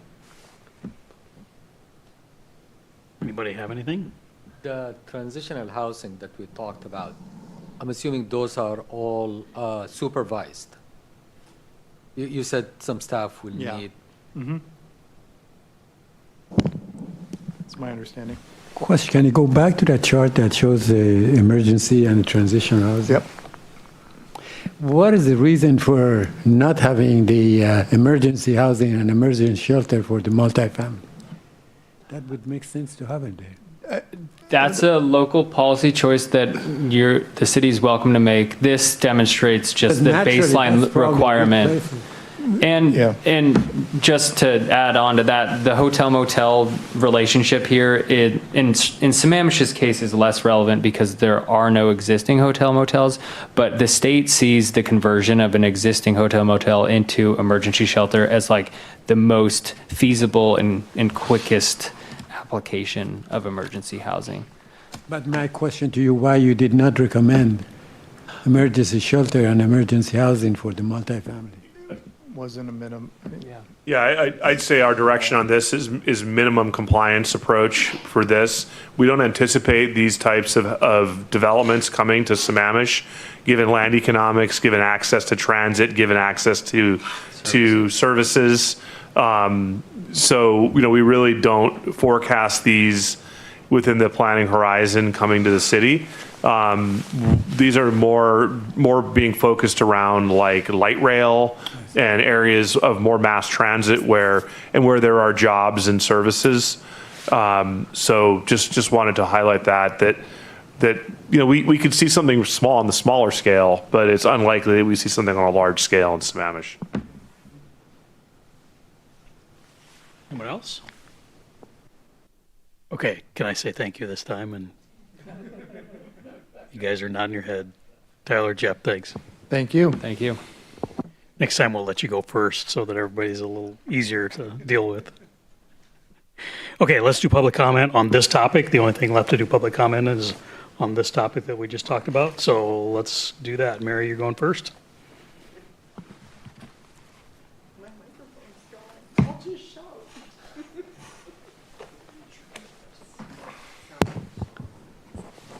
Hello, I have the chair's microphone. Mary Wichter, Sammamish. Stunning presentations, great questions. Really loved a lot of things that David Pyle said. I hope they got written down because they're super important. Just whenever you buy land, you always have covenants and things that are with it and zoning. When you're doing zoning like R1 to R18, you need to have a zone edge transition. That's what it's called when you're doing the thing that's been requested over in town center. And then when you have like a house next to the multiplex stacked flats, you do want to have a setback and then the step backs. And if you do use mounds, it is hard. It actually helps with sound. It also helps with lighting when cars are driving by if you have a lot of people parking. But I think it really depends on the topography. In the cottages, one of the great things about the colleges is since they're smaller, you don't have to do so much excavation. And so for low impact development, one of the non-infiltrating techniques for low impact development is to do minimum excavation foundations. So that's really excellent. I think I liked everything that I saw. I think it's what Sammamish needs. We're trying to get people, instead of building McMansions on homes, to build multiple things with more sizes and more options. I will, so I guess David Pyle needs to listen up here. So like Tamrock where I live is like having an eggplant that's pre-chopped up. Like the lots already exist. So if two of the people want to build, or the people in the same street, they build independently. There's no, you don't get any subdivision rules. You don't get the Platting Act. A short subdivision is 2 to 9 houses, and a major subdivision is 10 or more. And so when you get plating rules, they say things like you must have water and sewer, you don't get a choice. Or on individual lots, oh, maybe you can still try sewer on the early tiny lot. So I think you have to really be careful. You need to have water, you need to have sewer, and you need to have drainage. And if you're not, you shouldn't be getting the rezones. Or maybe you have to do where multiple parties have to go in and rezone together so you can afford to pull the sewer. So I think that's really important. There are some things in the Inglewood Historic Plat from 1889 and Tamarack from 1964. I think when a single house builds on a single lot and it isn't a plat, they can do things like not attach to the drainage pipe that the city put in the street. There's other things that don't get looked at because you're just a single little, oh, you're a small little project. We don't have to worry about you so much. And the problem is when you do small project, it's cumulative impact. So I think you need to consider that when you're looking at the cottage homes or the middle housing overlays, because I haven't read through the code or ever used it to see it. I just know the impacts of what historic plats don't get and what platting people get, and there's disconnects, and it's causing problems. So you want to do this successfully. I'm very for middle housing, love cottage housing, I've seen a lot of it. And then I did want to cover, so the 3 House bills that the student was asking about, I just wanted to cover like House Bill 1220 is regarding the emergency housing shelters, one of the last slides that was up. And it says critical area protection. This bill emphasizes protection of critical areas such as wetlands, fish and wild habitats, geologically hazardous areas, my favorite nickname, ensuring development does not negatively impact these environments. And then for House Bill 1110, critical areas and buffers around them are already exempted from 1110. House Bill 1110 will allow 4plexes, duplexes, and even 6plexes if you're in a city of 75,000 or more. And in cities less than 25,000, duplexes will be allowed everywhere. But in all cities, these zoning changes will not apply to environmentally critical areas because you're not supposed to be building in those. So the areas that aren't critical, that aren't developed or want to redevelop, that's where you're supposed to be putting them. And then the other one was House Bill 1337, which was not talked about tonight, but it's in the packet. Cities and counties are not required to authorize construction of ADUs, which are accessory dwelling units, or DADUs, which are detached accessory dwelling units, as a result of physical proximity. So if you're not related to on-site sewage system, like so if you're not doing a septic, then you might be able to do it. But if you have an on-site septic, it can be declined. Also, critical areas and other unsuitable physical characteristics of a property can make it so your House Bill 1337 doesn't have to be. And then it says, cities and counties may apply public health, safety, building code, and environmental permitting requirements to an ADU that would be applicable to the principal unit, including regulations to protect ground and surface waters from on-site wastewater. So if you don't have water in your own well, it's probably not going to happen. If you have septic in the area, you probably need to convert to sewer or not do it in those areas. And then it finally says ADUs are not required to be allowed on lots with critical areas or around SeaTac Airport, but we're not near the airport. But I mean, just wanted to go through those. We're not looking to do more things in critical areas. Where we're looking them first, like the faith-based lots, the town center area, the other center areas, people that have a plat that has road access, safety, and then they can go in and out, that they could put cottage homes or they could do the middle housing overlay. And I think the way that you're proposing it is very fine. And then the only other thing I can say is when you're building those, whenever you can do vegetation, it helps. When you can leave the trees, it helps. I see a lot of people that end up killing off the trees or parking underneath, and it really does impact the area. Lighting is huge, noise is huge. So I think those things have to be considered. But otherwise, I think what you're looking at is really good collection of things. And I thought, even though the presentation was long, it was extremely worthwhile. I'll give you 40 seconds. Thanks, Mary. Paul's next. Yeah.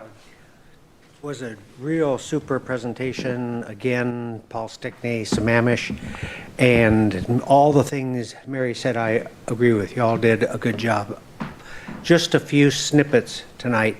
In real estate, we call a story and a half house a style 11. That doesn't mean anything. But a style 12 is a two-story. Now, that's in our Northwest Multiple Listing style codes. But when you look at style 11, story and a half houses, they're mostly sort of like a rambler, wider, with a roof going up. There's a couple things that people really like. They're less crowded in a neighborhood, even if they are close together, because the angles compared to the two stories. And people like that open feel. And a surprise, they have really good storage on what I call the wings. So if you have a main floor, which is 700 feet for sake of discussion, and upstairs you've got 3, you have 2 triangles that are kind of like Santa closets. So people can open the doors, put in decking and light, and have a lot of good space in that style of architecture. Another thing I've seen in a cottage home that I liked, and I can't remember where I saw it, is they put either a tall crawl space or a basement under them. Really expanded options for a studio or artist things, or just as long as there's not a high water table in the area, it's a way to have that smaller footprint have a lot more. Never mind, I got this on. Okay, something else. Odds are everybody here knows this, but just in case not, horseacre is a real good term for zoning pre-GMA. A lot of this area was under King County zoning called suburban estates, and that's what created the horseacre sites. In Sammamish, there's been almost no creation of acre lots unless somebody took an R1 and subdivided it, which happens, but it's a very small number. So most of the horse acres were done pre-1990. But that's where the term comes from, typically a 35,000 foot lot. Another comment, I'm sure many of you have seen the study, but Puget Sound Regional Council did a study. I'm not saying they're right, but they've come to the conclusion that only about 10% of the missing middle capacity is going to be actualized within the region. And if you add homeowners associations on top of that, it just isn't a huge number. So that just is information. Also, I went back when you guys were talking about R1, R4, and R6. I thought, how did I categorize this? And then I recalled back in 2019 when there was a House bill passed by, Guy Palumbo, I believe. There was a big to-do about it in a legislative committee, and I found the city put together some real good information. As of 2019, and I don't think there's been a whole lot of subdivisions since, the city said that R1 is 21.3% of the land area, R4 54.9%, and R6 18.7%. So there's just some information. Thanks, Paul. Anybody by any chance on the phone call? Okay. You always got to ask, just in case. All right, anything else from staff? Evan, David, anything else you want to add?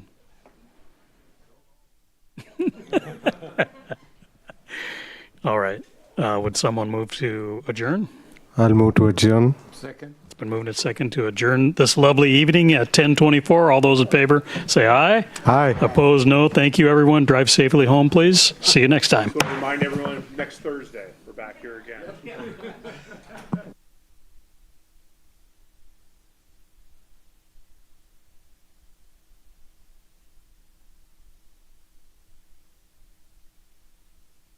Certain things. Cheese whip on?